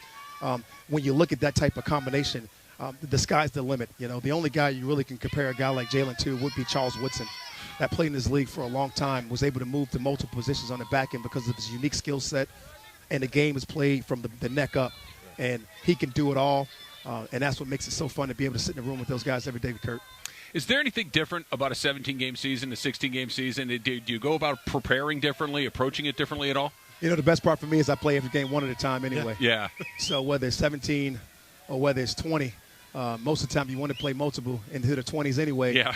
If you're doing what you're supposed to do. I've been fortunate enough to play into those type of numbers 2 times in my career. One we walked away with a win and one we did not. Let's go out and end of that thing and get into the 20s and let's get a win at the end of that thing. Jimmy Garoppolo, Russell Wilson, Kyler Murray. When you look at the NFC West, what, as a defensive coordinator, excites you about your opportunity to compete against those guys? You're talking about the best. You're talking about the best in our business. You're talking about Russell Wilson, who continues to grow and be just elite in this league. But it's not about that. If you're a competitor, you want to go against the best. Right. You got to play these guys anyway, no matter how you cut it. So why not beat them in your division and find a way to do those things? You also got to mention their coordinators. You're talking about Kyle Shanahan, the Mike McDaniels of the San Francisco 49ers. Yeah. You're talking about a guy that we're very familiar with, just went to the Seattle Seahawks. And you're talking about a young up-and-comer in Cliff and what he's been able to do out there in Arizona within your division. And you got play callers all across the board that could do great things. It does nothing but stress you. But if we can apply our pressure and do what we're supposed to do, we'll keep them up at night as well. Going through the season that we went through last year, which was so unprecedented and unique that there were either no fans in the stands or very, very few, did it affect defenses even more than offensive? Just the adrenaline and the energy that you can pull out of 50,000 and 80,000 fans? There's no doubt we missed the fans. I just changed my mic, but there's no doubt we missed the fans. The fans bring a certain juice, especially the defense. Mm-hmm. To hear those guys go was a little bit unique last year. When you had those empty stadiums with that practice-like feel, and you can hear the banter from back and forth across the sideline, was able to go a little bit more. We may have to pull a little bit back off of that this year. Yeah, a lot of delays on the boom mics last season. You'll potentially, see some taunting fouls. Yeah. And they let a lot go last year when you're in the stadium by yourself. We talked. Okay, go ahead. Finish. No, you're good, Kirk. But it was a lot of fun. But I am ecstatic about getting these fans back into the game-like atmosphere. Listen to these guys at practice and be able to hear that crowd noise in the background is something that we all live for, and the reason we play this game, the reason we coach this game. For me, during my careir, I wore the green dot and helmet. Yes. I remember Barrett Rue did it in that defense down there in Tampa with you guys. I tried to draft you wouldn't let me. Y'all wanted Barrett Rue. We can talk about that later, though. But think about this, though. watching Jordan Fuller wear that green dot in the helmet, just the communication now, since it's coming from the secondary more so than that second level of the defense, is that something that you guys are still going through, working through, or how you think you envision it, that play calling during the season? These guys have fortunately been used to it the last couple of years with Eric Weddle starting it, and then last year going to JJ. Yeah. And those guys have done such a great job. And it's a unique setting when you have a D-line coach that's so in tune to what you want to do, like an Eric Henderson. Right. When you can call something to a secondary guy, and he may not be able to get there, and Eric Henderson has the wherewithal to be able to get his D-line and what they need, when they need it, and how they need to get it done. Those are the tools that you need. Just like if a linebacker had it, and sometimes the secondary coming from deep in, you needed a wherewithal secondary coach to be able to get his guys the calls in case you weren't able to with the mic in your helmet. Right. And if they didn't get it, you didn't attack your players. You attacked the guys on the sideline for getting in too late, for not being responsible to the organization and to what we needed to get done in the plan. And when that thing all comes together at the end of the day, you listen to that man with the green dot. And if we're all on the same page, we're all on the right page. Raheem Morris is the new defensive coordinator of the Los Angeles Rams. Coach, appreciate your time so much. Thank you. Man, thank you guys for having me on, man. I look forward to seeing you again. You got it. You asked the question, Kirk, about the other quarterbacks in the NFC West. Let's talk a little bit about that and how we see these four teams in the division shaping up moving forward. All right, that's coming up next. We are live from UCI for Rams training camp on 710 ESPN. We've talked about how excited we are to have Matthew Stafford here and upgrade the most important position, not just you're basically dead in the water. That has to be at least good enough, right? Yes. It doesn't have to be the best, but it has to be good enough. And as we're sitting here, Matthew Stafford's about 10 feet away from us right now doing an interview with JB. And just watching him and seeing the way that he's carrying himself and seeing the little bit of the smile, it dawned on me for the very first time, imagine how excited he has to be. That being in Detroit, and nothing against Detroit, whatever, but this is better than Detroit. We don't even have to pretend. This is a better spot than Detroit just to live. And then the other part is, going into a Lions season, you know that stuff has to go right. You know that you're going to have to catch a break. You know that the things are going to have to be maybe a little bit better than expected if you want to go where you want to go. And then you come here where everything is set up. You got the coach, you got the stadium, you got the city, you got the players, you got the defense, you got all these things. It's just to come in here and just do what you've done for the last 10 years. I can't imagine how he must be feeling coming into this situation. Yeah, it's turnkey. Right? Think about it. Perfect expression, yeah. It's turnkey. He walks right in. He doesn't have to Doesn't have to paint. Doesn't have to do the carpet. He doesn't have to do anything. Landscape the yard. It's ready to go. It's already set. It's ready to go. And I think for me, just kind of watching it, like you mentioned, observing from back over here, you can just see the family. Like the family aspect. Like he's got 3 beautiful daughters. They're sitting here, and they're so excited to be in a new environment, to see something different, and see Dad at work, and just watching him, there is an aura about him. He walks in, and he has a presence about him. Is that a quarterback thing? Do they all have it, or is that different? Well, you just know the quarterback. When you walk into the room, you know who the quarterback is. They have a walk, they have a talk, and they have a demeanor about them. But I think throughout his career, everyone's always looked up to Matthew Stafford. Even when he was back at Georgia, he's always been this type of quarterback. But I think now he's in a situation where, to me, I think there is some pressure this year. And hopefully it's not a pressure that actually bogs him down, because I think a lot of people want to see him and see what we saw in Detroit. Was that really who this quarterback is? How is he with a new culture, a new offense? Is he better than what we expect? I mean, there's a lot that we'll learn fairly quickly. I think right early on, I think JB said it best. Give us the first month of the season, and we'll have a lot of questions answered about who Matthew Stafford is as a quarterback. We are live from Rams training camp, driven by your Southern California Hyundai dealers. Get the Hyundai you've always wanted. It's your journey. Own it. This is when we have this conversation about Matthew Stafford. Well, he's in Detroit a long time. They didn't win a playoff game. 0-3 in the playoffs. You know, all the things that we know those things.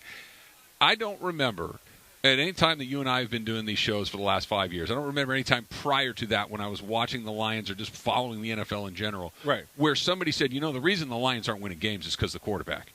Never once. Yeah. It was always other things. It was almost every other thing, but never over the course of that 10 years that he was there was it what the problem is? Matthew Stafford's not doing enough. And that's what I keep telling myself. He didn't need to do anything extraordinary. He doesn't need to go out and throw for 50,000 yards and 50 touchdowns or anything crazy. He just needs to be the player he's been his entire career here that he was there, and everything else comes together. Well, 3 things come to mind. First of all, when I think about Matthew Stafford, number one is that his best receiver was so mad at the organization that he said, I'm done. I quit. Now, he's walking into the Hall of Fame in the next couple weeks. Good. Yeah, but, he's all right. But Calvin Johnson said, you know what, I'm so fed up with the organization, I'm done. That's one. Second thing for me is, think about the head coaches he had to go with. You know, the one good one they had, they fired him. Jim Schwartz, Marinelli. I mean, you had all of these coaches, and Matt Patricia, and then you mentioned the coach that actually had this team going in the right direction. This is what happens. They move on. So, look, we get a nice little TB in the house. Absolutely, Terrell Burgess absolutely. In the house. Okay, let me stop. We can talk some Terrell Burgess, man, the pride of Utah University. Yeah, go Utes, right? Terrell Burgess joining us here from Rams training camp. Terrell, let's go right to it. How's practice today? It was good. It was good. It's kind of hot out here today, though, but it was a lot of fun. We had a lot of things going on today, so I think we got a lot of stuff done today. Sorry. So, you didn't get this experience last year as a rookie. Correct. So you're living this for the first time, man. Just the environment, just how special this is for you. Oh, very special. I think especially after last season with the whole year being different and actually, you know, us even playing, but, you know, even getting injured and everything, it's nice to be able to come out here and compete with my teammates and get ready for a great season. Ram safety Terrell Burgess joining us. How much different is camp the second time through as opposed to being a rookie? Oh, it's honestly sweeter the second time, I think, because you already know the little jokes the coaches are going to play. You already know what's to take. I think it's obviously I guess I could say a rookie to Newport in camp, but it's still fun to be in the second year. But now you got a new defensive coordinator, so it's like everything you learned with Brandon Staley last year, you're kind of relearning it again with Raheem Morris. We just had him on a little bit, and I know his background as a secondary coach. Mm-hmm. How is he helping you improve your game as you get ready for year two? I think he's helping a lot. I think he I love Coach Staley. Let me first off say that, but at the same time, I love Coach Morris. He definitely, he has a different way of coaching, and I think that's just I don't know. I think I just have learned intense every day, man. Intense, always yelling. He kind of reminds me of one of my college coaches, but he's always yelling, and I think it's bringing the best out of a lot of us. So I think it's doing well. What's it like going up against the Ram offense all the time and getting a look at all of those players? Obviously, you got a new quarterback in here this year. What's that like? Oh, it's great. I think they've got a great all around the receivers, the linemen, the running backs, quarterback. Obviously with the new quarterback Matt, but the backups are still good. I think it's nice to be able to go against a good offense and knowing that that's one of the best offenses we'll play all season. So I'm just excited to be able to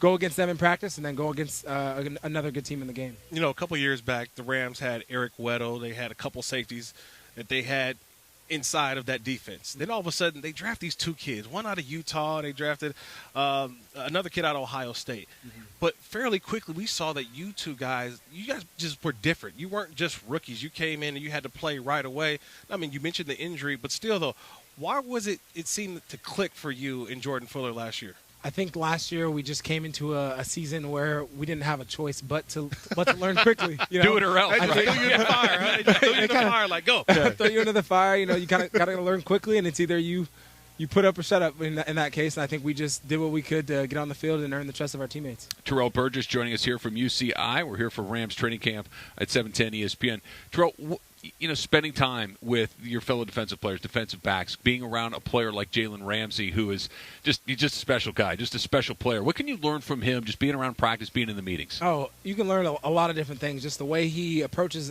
practice, approaches games, approaches football in general. He's a very, I guess you could say, a field general. Back there, I know he's only on one side of the field, but at the same time, he knows exactly where he's supposed to be. He can teach you, your drop steps and your back pedal and a bunch of different things, and I think it's a good thing to do. What's it like knowing that he's out there too? Can you play a little differently knowing that he's got his taken care of, and you can maybe take a chance somewhere else? Oh, definitely. You definitely know that he's going to lock that side of the field down, so you got a chance to look at other things and maybe make a play somewhere else. You got Leonard Floyd, Aaron Donald, obviously the guys up front. Mm-hmm. You got your linebackers. We just talked about Jalen Ramsey as well.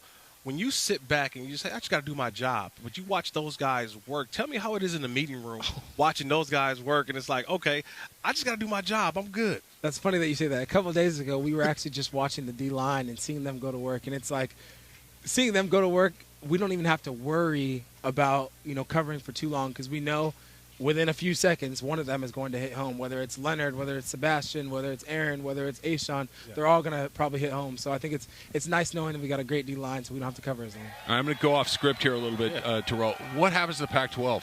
I don't know. What's going on? Everybody's trying to leave now. I know. What is going on? I know. Shoot, Utah just got there about 7 years ago. Now everybody's trying to leave. It does feel, Kirk, I know that you cover college football too. Absolutely. We talk about it all the time, but just a conference like the Pac-12 where it finally, like to your point, okay, these are the 12 teams. We've been there for a while now, and it does feel like something else is going to happen at any point, doesn't it? Yes, I'm just hoping Utah doesn't leave, to be honest with you. As long as they stay in the Pac-12, I'll be good. I think one of the big things now is that you return, obviously, the season opener coming up against the Chicago Bears. But how do you attack this camp? Because you did miss some time last year.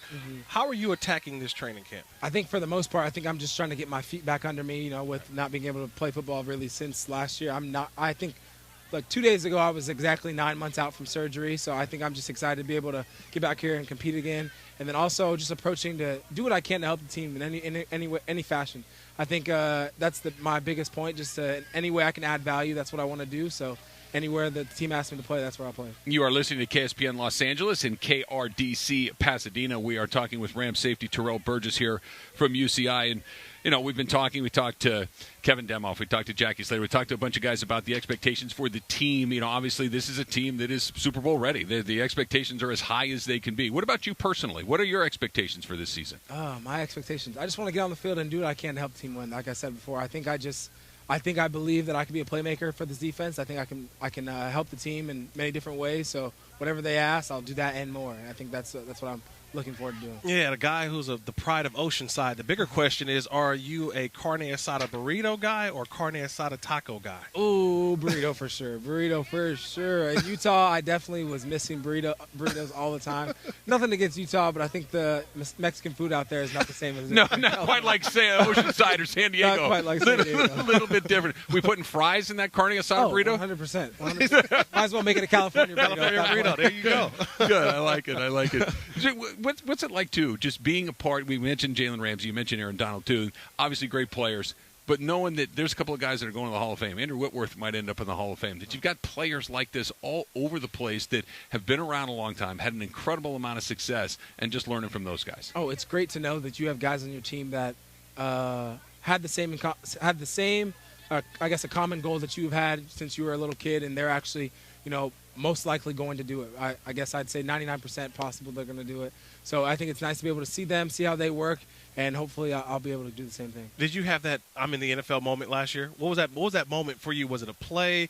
Was it a game, a rival? Like, what was that moment like, wow, I'm actually here? I think I'll be honest with you. I'll say this, be honest. I grew up a Cowboys fan, so I think when I was running around the first game, I saw Jerry Jones on the sideline. I was like, wow, that's kind of crazy. Like, that's a real guy. I was excited to beat, right after we beat them. My whole family's still Cowboys fans. Right after we beat them, I called them and I was like talking a bunch of trash. They didn't want to talk to me, so that was pretty cool. That was probably my coming to the NFL moment. But still to this day, like even today in the meeting room, I was like, dang, Jordan, isn't it crazy? We're really in the NFL. Like, yeah. Wow. So it's still like surreal to me, and I'm still excited to be able to keep playing. So what happens next week when you practice against the Cowboys? Is it the same thing when you see Jerry Jones down? No. Instead, you're over it. You're over it now. It's done. Over it. Forget them. You know what I'm saying? You can so with the welcome to the NFL moment, I always like that. I know that you've told me the stories a million times. Absolutely. Will you get another one this year because there's people? I think yes, because there's people, but also just being able to go out there and compete every week is a new welcome to the NFL moment. So I think I'm big excited. What was it like playing NFL football, especially you, never having coming out of college, rookie player, playing in empty stadiums? That had to be surreal, where there was nobody in there. It was crazy. I think it's also crazy when like the stadiums kind of add crowd noise. Right. It's like, that doesn't really sound like it, but it was cool. It was an experience I'm glad that I got to endure, but I'm definitely excited to have fans in the stadium. We got to get you one this year. Oh, definitely. See, people don't even know. If I say you got to get you one, what are we referring to? Pick six. There you go. We should get an interception. We got to get you one this year. Interception in general. In general, we got to get you one. Nice yes. I made the mistake once of shorting him the one time he got in the end zone. He corrected me in about a fraction of a second. No, I got one. I got one. I got one touchdown. I got 7 interceptions over it, but you always remember your first, right? Of course. Metaphor for life. You always remember your first. Me, I got Steve McNair, the great Steve McNair. Oh, that's a pretty good one to get. Interception. But for you get that first interception, just kind of the thoughts that you probably may have. Oh, I think I don't know what I'm going to do. I don't know what I'm gonna do with it. You ain't got nothing planned. Nothing planned right now. I'm not really a big celebrator, but I definitely will be very excited. I'll tell you that. You'll probably see the celebration, but I'm not too big. Ram safety Terrell Burgess joining us here from UCI. Can you kind of feel it coming? Can you kind of feel like, you know what, I'm getting close. Can you kind of, is there some anticipation, or is it just bam, it happens? Definitely can see it coming. I think first day of practice on Tuesday, I was excited to get out there. Got one actually that first day. So I think it was just like, wow, like this is we're back into it. So I definitely can feel it coming this season. It's gonna be exciting. Yeah, I mean, look, we tip our hat to Jared Goff, who's been here for the last 5 seasons, but Matthew Stafford brings something different. What have you seen from him early on in training camp? Because you saw him in Detroit. There was a stigma about him. Okay, like, oh, he's in Detroit.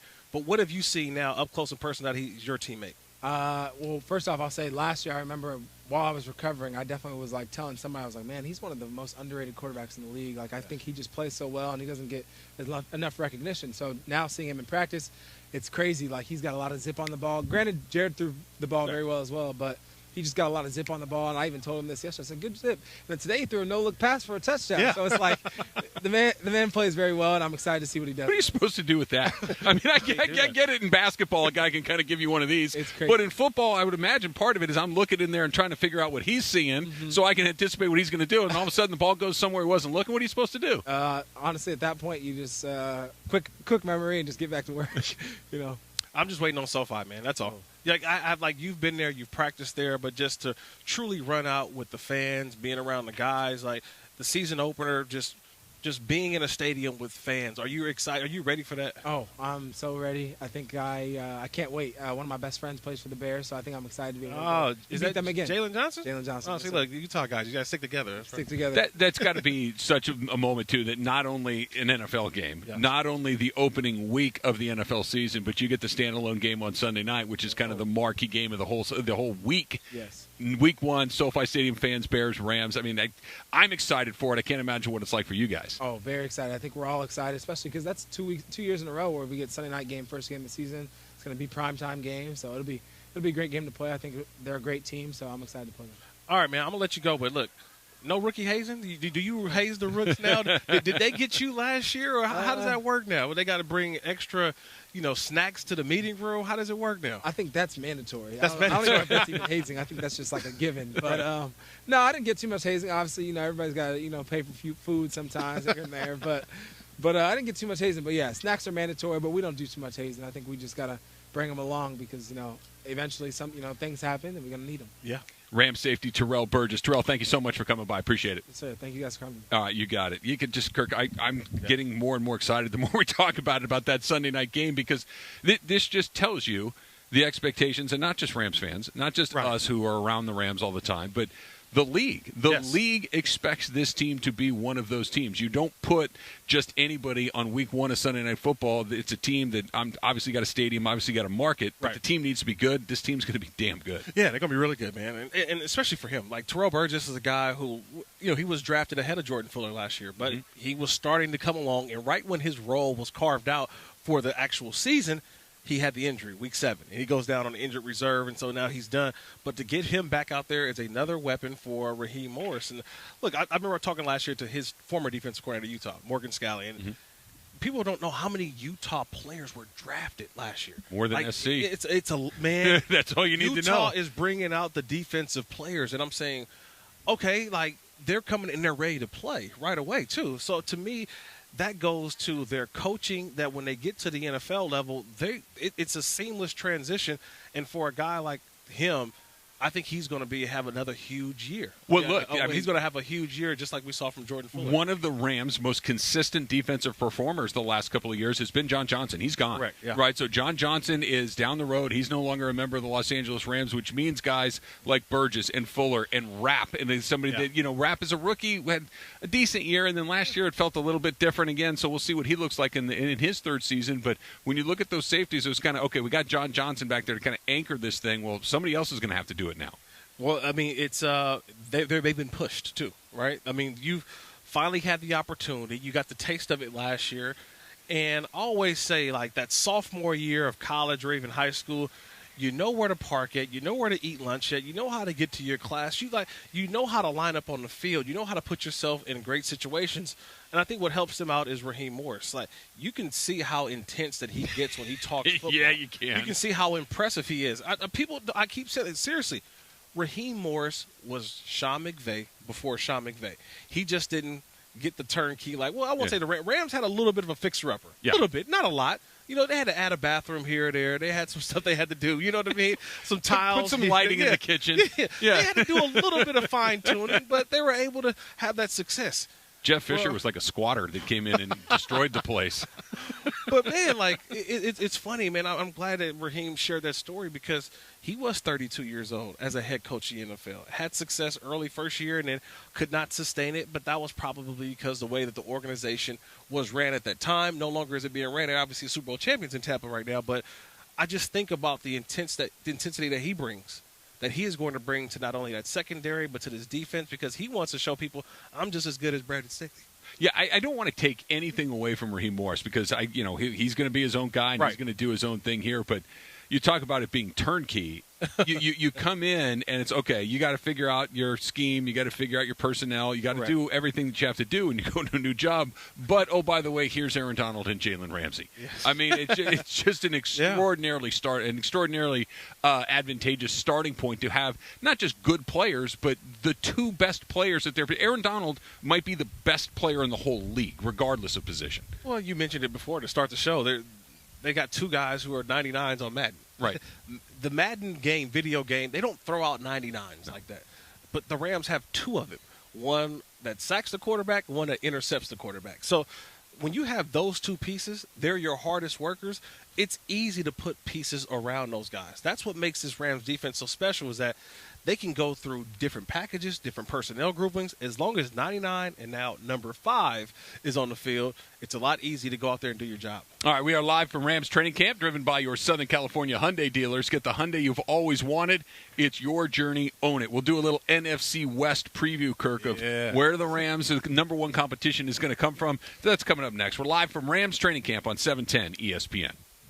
Kirk, we've talked a lot about how the Rams are a Super Bowl pick, how the expectations are to get to, at worst, an NFC Championship game, and at best, beyond that. And beyond that means a Super Bowl appearance or a Super Bowl championship. Let me just dumb it down a little bit and make it a little smaller. Are the Rams the team to beat in their own division? Is there any question? Because the Seattle Seahawks are the defending champs. They were the division winner last year. Do the Rams still have to go through Seattle? Or even though they're not the defending champs, does it come through L.A.? I think you have to look at it in two different lenses, right? Because they're going to say, well, the Rams have to beat the Seahawks in order to retain their NFC West crown. But in reality, it feels like the Rams got the one up because they beat the Seahawks in the playoffs, right? So it's like the Rams went further against the Seahawks with John Wolford, too, by the way, who started the game, and Jared Goff came in. And that seems like 40 years ago. It was a handful of months ago. That feels like a lifetime ago. Yeah, so I think that's the difficult part is that this is a whole new Rams team. And I think that when you look at it on paper, there's a reason why a lot of people are going to pick the Rams to be the NFC West champions. But, like everyone knows, Shane Waldron is now the new offensive coordinator with the Seattle Seahawks. He's going to bring a lot of what – And number 3 still there. Russell Wilson is still there. Yeah. And, he threw a little hissy fit. Hold on a second. He threw a Russell Wilson type hissy fit. This was not an Aaron Rodgers. I'm going to burn the place to the ground hissy fit. Yes. This was a put a blowtorch. It's not great, but I wouldn't mind going somewhere else if something comes up. Not you got rid of this guy. The way that Rodgers did it. Yeah, Rodgers brought names out. Like he started calling out names. I think it was funny to see the whole Russell Wilson situation because we said, now we're seeing quarterbacks have a lot more power than they did in years past. Athletes in general, they're taking look, I'm just not going to be an employee. I need to have an executive role as well. If I'm going to be the guy calling the shots on the field, I want to be able to work with my own guys too. Of course, I want to work with and do different things that help us win. So that to me is what's scary about Russell Wilson getting the type of offense in which the Rams run currently. So we can see a mirror offense between Matthew Stafford with Sean McVay and now Shane Waldron who was formerly with the Rams, their passing game coordinator, bring that to Seattle with Russell Wilson. So you're going to see possibly, could this be Russell Wilson's one of his best seasons because of the creativity that you get from the Rams offense with a lot of the quick screens, the quick throws, the deep shots down the field. Because I'm going to take the Rams wide receivers group over any group in the NFL. But let's not be, not understood. Let's not put it past DK Metcalf and Tyler Lockett. Drafted a kid, Dwayne Eskridge, who was an outstanding guy. And you look at what's going on over in Arizona now. I don't know how much A.J. Green's got left in the tank, but he's got something there. Obviously, we know DeAndre Hopkins. Yeah. And then the 49ers drafted Ayuk last year. Debo Samuel seemed to be a thorn in the side for the Rams. They still got Jordan Kittle. The whole 49er team is a thorn in the side of the Rams. Let's move on to them real quick because, look, the Rams have had since Sean McVay has come, the Rams have had a great deal of success in the NFC West. They've had a great deal of success against the Seattle Seahawks. They've had a great deal of success against Arizona. In fact, they haven't even lost to Arizona since Sean McVay's been the head coach of the team. But the team that is the thorn in their side, the team that not only do they lose to more often than they beat, Kirk, they get thumped a few times along the way, too, by the San Francisco 49ers. They've got Jimmy Garoppolo, but they also drafted Trey Lance very, very high. It feels like they're in kind of a similar position to where the Rams were, where, we had a guy take us to the Super Bowl, but it really doesn't feel like he's the guy of the future. What does it look like in San Francisco, and how long until Trey Lance is their quarterback? He's not ready. And I think that they realize that. Jimmy Garoppolo is their quarterback for 2021. I don't see they're Trey two. Lance. They're 2-4. Is he still their quarterback? Yeah, I think he's still their quarterback. And the only reason why I say that is because Kyle Shanahan has shown us he's not going to put a quarterback who's out there that is not ready. He did it with Jimmy Garoppolo. Remember, Jimmy Garoppolo came in and the 49ers were terrible. And he sat season. for a month and or he so. sat him for a month. Too. Yeah. Now, when he did come in, the 49ers won like 4 in a row in the season. But he put him in when he was ready. I think it's going to be the same thing with Trey Lance. You're going to put him in when he's ready. They don't want to speed up the process because this is the future investment for years to come. So we'll see what Jimmy Garoppolo can present. I still think Jimmy is a good quarterback in this league. They've got enough talent that they can win games. I don't know if they can win a Super Bowl, but they've got talent to win games. So Bosa back this year, too. Yeah, they got Nick Bosa back. Look, I love Fred Warner, the linebacker.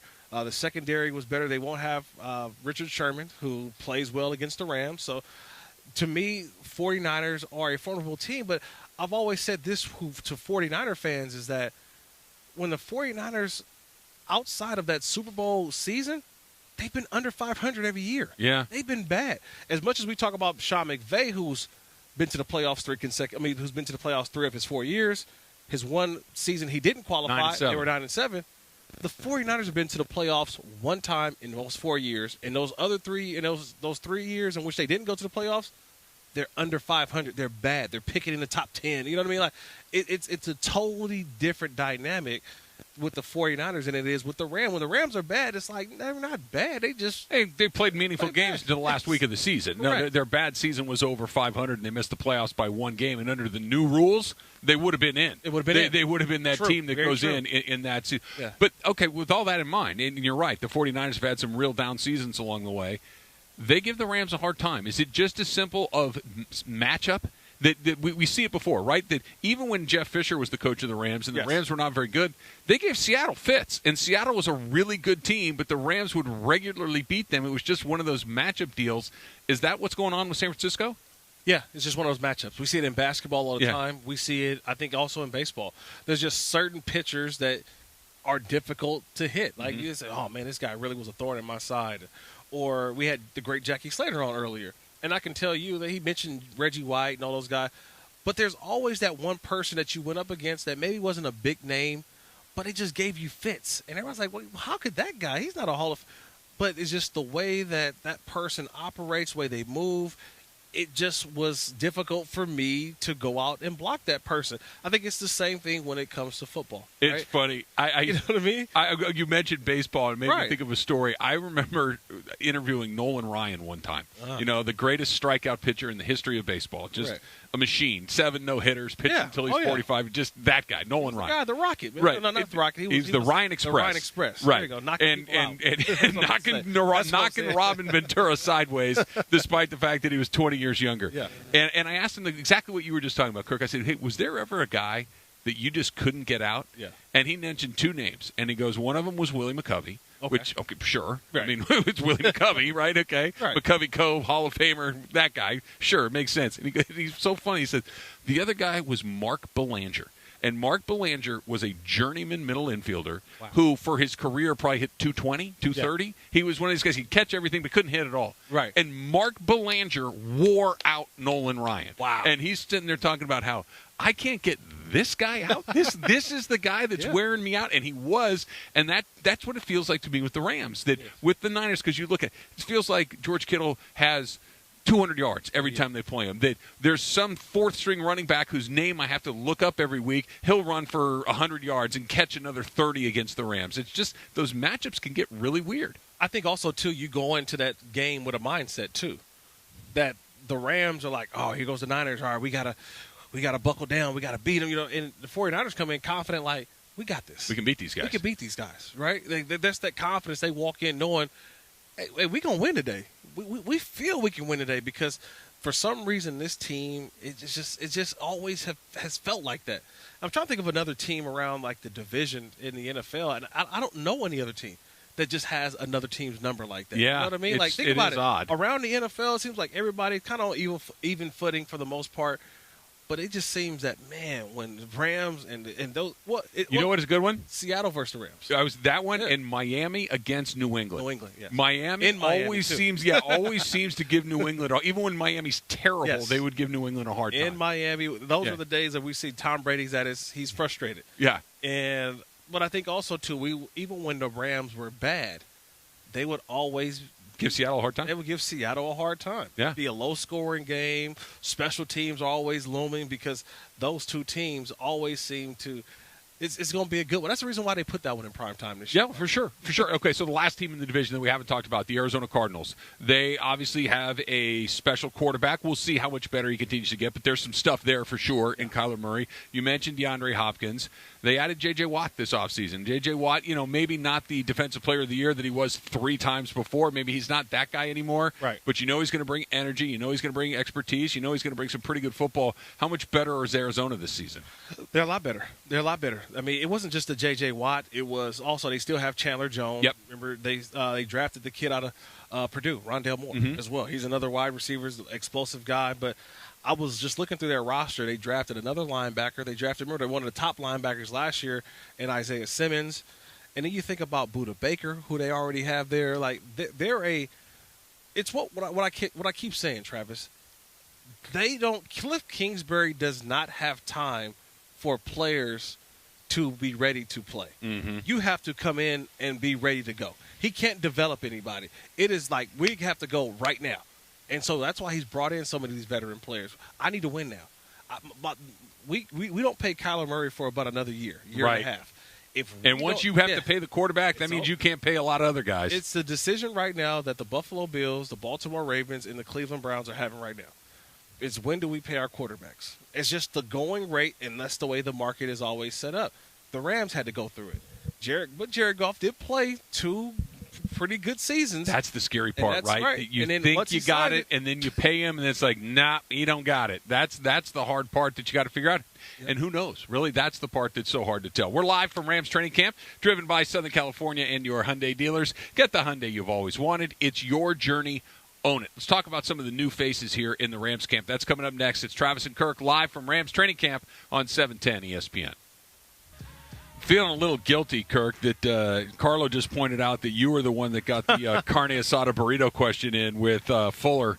So I should say Terrell Burgess a little bit earlier, that the San Diego guy. Well, you're a San Diego guy asking the San Diego guy, so maybe I shouldn't feel too bad, but that's kind of my lane. The burritos and the tacos, that's kind of my area of expertise on this station. California burrito, man. That's his thing. Those are pretty good. So are you a California burrito? Do you want your fries in there, or do you want it maybe not in there? No, See, I go either when I go burrito, I'm just burrito. Yeah. And then when I do the carne asada fries, so it's different. Yeah, sure. Well, that's because that's the base of fries with carne asada and the salsas and all that on there. But the burrito, I'm with you. I have a feeling we can hang out. Yes, I separate the two. I can't do burrito, fries, and carne asada. Either it's carne Speak for asada yourself. burrito. And then We'll see. We will see. All right, so some new faces here. Let's start with this one. Deshaun Jackson. I mean, everybody that's a football fan knows about Deshaun Jackson. He's one of the fastest guys in the league. He's a playmaker, a big play guy. He's also been in the league a long time. Is he still that guy? Is he still that guy that can get behind you? You know, the proverbial take the top off the defense guy? Is that what Deshaun Jackson brings to this team? Yeah, I remember I did a Washington football team game. And I remember talking to the head coach at the time was Jay Gruden. And this is when actually Sean McVay was still on staff. And so I remember when I asked him, I said, you know, what does the element that Deshaun Jackson brings to an offense? And he said, if Deshaun Jackson is not running fast, he's not good for our offense. Yeah. He is the guy that actually takes the top off the defense. So for me, explain what that means. Huh? Just explain, because you hear it all the time. I just want to make sure everybody understands. I want to make sure that I understand what it means, too. It just makes people move back on defense, that your deepest guy has to get deeper. He's always a threat. He's always a threat to go deep. And it makes the safeties and the guys have to hang back a little bit deeper, and they can't get nosy. They can't double one guy, because if you go one-on-one with Deshaun Jackson, he is a sprinter. That's what everyone will lose. That's it. He will lose. And the thing about it with Deshaun Jackson, he runs effortlessly. For such a small guy, he runs with these big stride lengths that he eats up ground, and next thing you know, he's behind you. Because you could be running with him, like, oh, I'm running with, and next you know, he opens it up. I mean, today, it was a wide-open pass that should have been completed. Ramsey, because the ball was underthrown, Ramsey knocks it down, but Deshaun Jackson still had that same speed. I can tell you, if we ask Sean McVay right now, like, how impressed are you with Deshaun Jackson, he would say yes. Because he brings an element that no one on this team has right now. Yes, they drafted Tutu Atwell, but he hasn't done it in a real game. We don't know how he's going to be when the lights come on. No, and Jackson's got stripes. He's done it before. Yeah. He's got the stripes. Yeah. He's got, the notches on the belt to where, okay, yes, he's done it in real game time. I think for people, one of the most best catches of Deshaun Jackson's career, to me, was Google this one. Okay, this is the one. This is Deshaun Jackson from Michael Vick, first play of the game against the Washington football team. It is the one where I feel like it was a 90-yard bomb from Michael Vick, and the ball literally is in the air hanging, and Deshaun Jackson literally grabs it out of nowhere. They score a touchdown on the first play. But it just goes to show you it's that one play. I played against him when we were in Jacksonville. Deshaun Jackson just has to do it one time in a game this season, and that's all they're going to show. It puts the fear of God in everybody else. Defensive coordinator, hey, he's on the field. We got to stay deep. We got to stay deep. I think career years again for Cooper Kupp and Robert Woods just because of Deshaun Jackson. He doesn't need 40 catches. He needs 25 to 30 catches, but when his catches happen, they're loud, right? It's like certain guys in the NBA, when they make a three, it's loud. Like, oh, man. Like, how many threes he's got? What, 8 or 9? No, he makes 2. He makes 2 threes, but he makes them in critical situations where they seem a lot bigger. Same thing, guys who make big hits in baseball. That's what Deshaun Jackson is going to be within this offense. Is he's going to make the big play that ignites and opens it up for everybody else. I remember the one that you're talking about with Michael Vick. Yes. I also remember the walk-off punt return touchdown that he had against the Giants. I still, to this day, don't understand how that wasn't one of those moments where you just fire the other coach on the spot. It's like, why? He did. The only way we can lose is if you kick the ball to Deshaun Jackson, and they kicked it to Deshaun Jackson, and there he goes. So that's one of the new faces that we'll see here. Another guy that's new here, A'Shaun Robinson. Yeah. He's coming in as well along that defensive line. You know, we've seen this before, Kirk, where we've seen other guys play alongside Aaron Donald, who all of a sudden their play just kind of goes through the roof because Aaron Donald draws so much attention along that defensive line. Well, A'Shaun is playing a non-statistic position because this is the role that Michael Brockers played for so many years, is that you don't get a lot of sacks. You probably get 4 or 5 if that's max.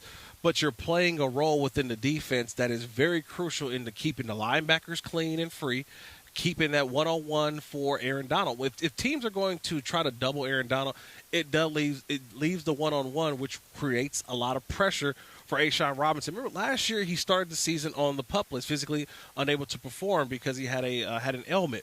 So he really didn't transition into full-time player till halfway through the season. They got a little bit out of him, but now having a full off season, now incorporating what he's going to be within his defense now, I think he'll be a major factor. And now he does have a role. He does have a role. So to me, he's almost brand new to this defense that they didn't have a year ago. So he's an added guy that they can put into this rotation along that defensive front. What do you make of the offensive line coming into this season? Like we talked about right off to the jump, we had Jackie Slater here early. Andrew Whitworth is coming into his 20th season in this league, or I should say his 40-year-old season in this league, his 16th season as an NFL player. You have a new center. You have Austin Blythe, who's here last year. He's now in Kansas City. You're probably going to slide Corbett into that center role. Havenstein is here. Edwards is here. You've got some familiar faces. Joe Noteboom is here. But what do you think that looks like? You can put Whitworth at left tackle. You probably put Corbett at center. You put Havenstein at right tackle. Yeah. But what about those two guard positions, and how do you like the makeup of the group of offensive linemen? Well, the thing is, Andrew Whitworth is making it difficult for the Rams because he won't go away, right? And he keeps playing at such a high level. It was a difference when he was out last year. Sure.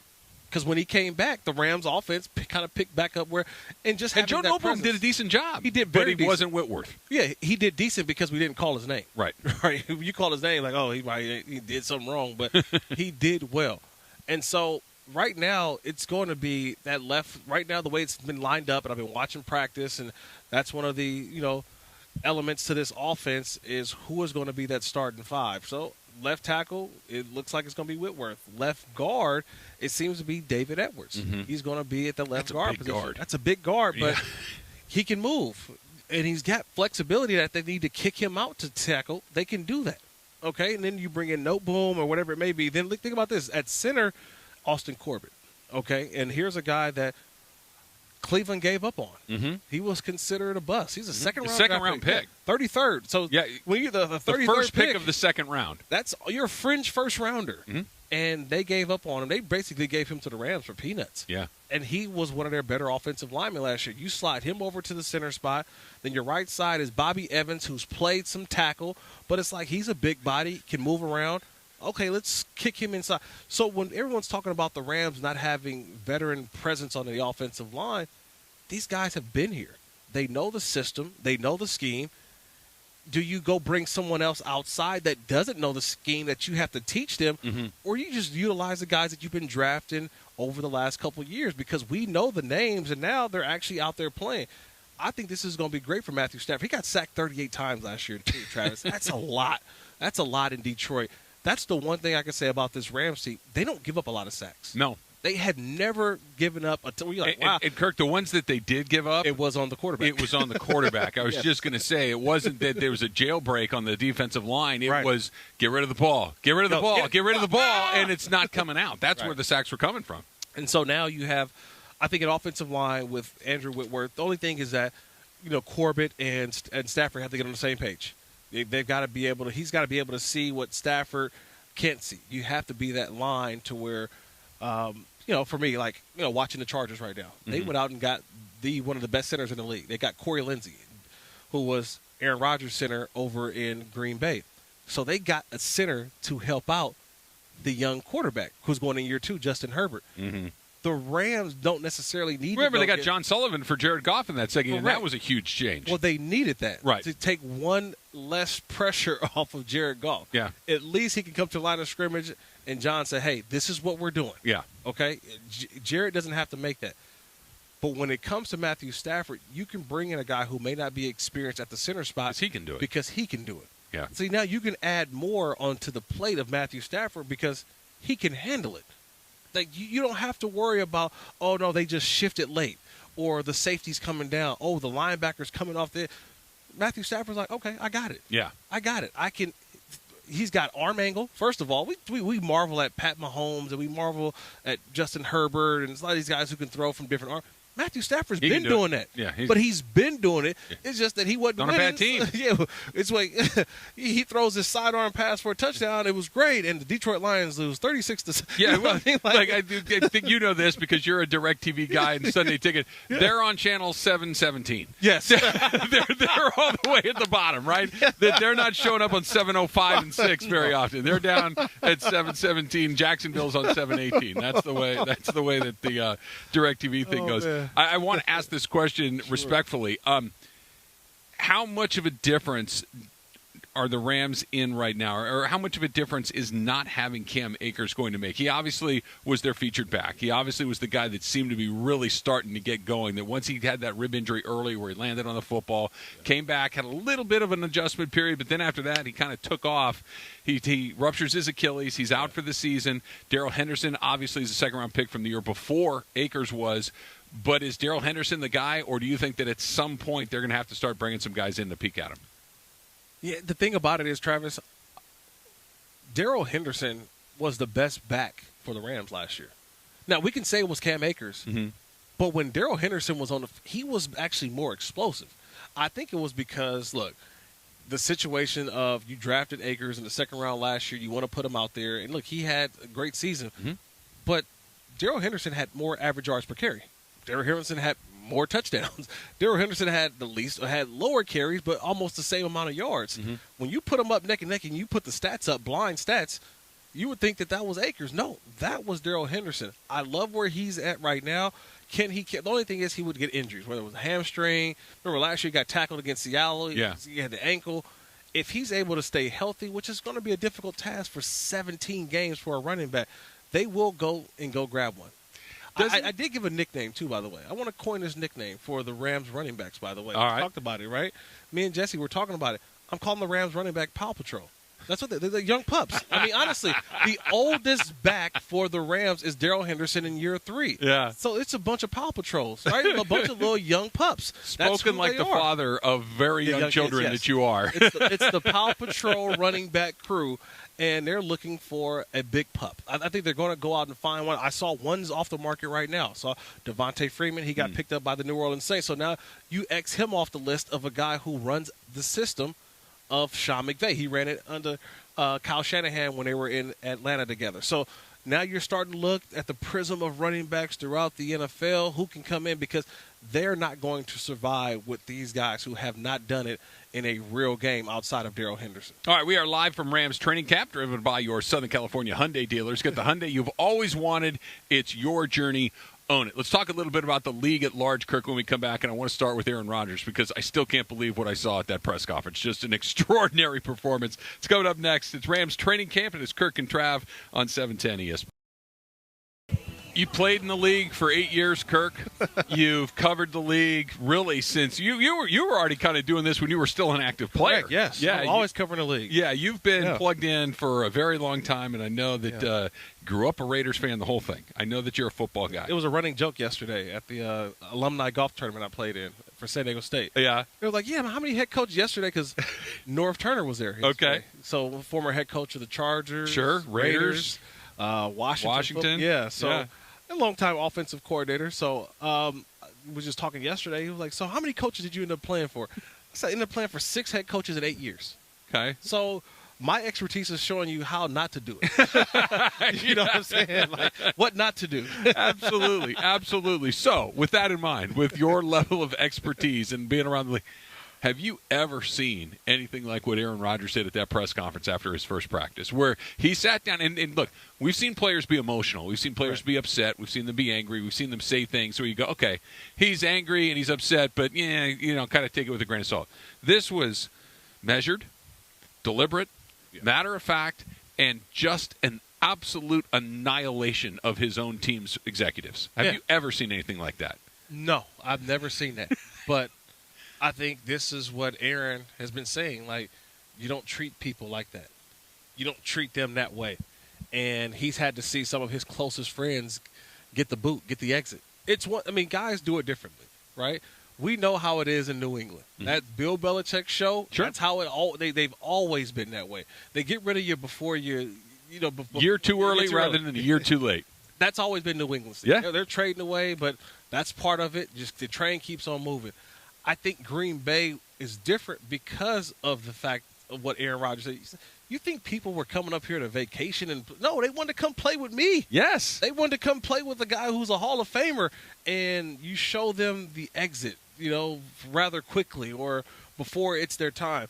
I've never seen that, but obviously we know what it was all about. This is Aaron Rodgers realizing, okay, you drafted a quarterback last year when I'm in the prime of my career. So all I do is go out and win an MVP, and I'm going to stick it to you guys. And then just Oh, yeah. detonate the place. I mean, if you think about it, he took over the NFL draft. Yeah. Like, no one was talking about Trevor Lawrence because we knew he was going 1. We knew Zach Wilson was going 2. It was, okay, who's the 49ers going to get? But before the 49ers are picking, what team is going to get Aaron Rodgers? Like, they stole he stole the show. And then he just did this whole offseason. He's playing golf. He's out in Hawaii. He has no care in the world. No. And all I said was, he will be the most sought-after quarterback after this season for a team that's hungry for a Super Bowl that already has a Super Bowl team. And you know he's going to go out there and ball out. Oh, like no there's question. no element of he's running his mouth, but it's like no, he's still the best at this in the whole league. No question. That he's still going to go out there and just it kind of makes me think real quick. We only got a handful of seconds here left, but in the 6 years that the Rams have been here, this is the beginning of the 6th season. There's been very little drama. They did make a coaching change in that first season, but since then, there's hey, why isn't Todd Gurley playing? But there hasn't been that real drama stuff. There's been lots of moves. There's been players coming in and out, but it's been very clear that Les Snead picks the players, Sean McVay coaches up the players, and the players follow the plan. I would just say that whenever they've made a move, they've upgraded. Remember, Marcus Peters goes, they enter Jalen Ramsey. Yeah, no, they've got that figured out. All right, so football season is just around the corner, Kirk. Just a couple of weekends away from our first preseason game. We'll see you then. It's Travis and Kirk, 710 ESPN.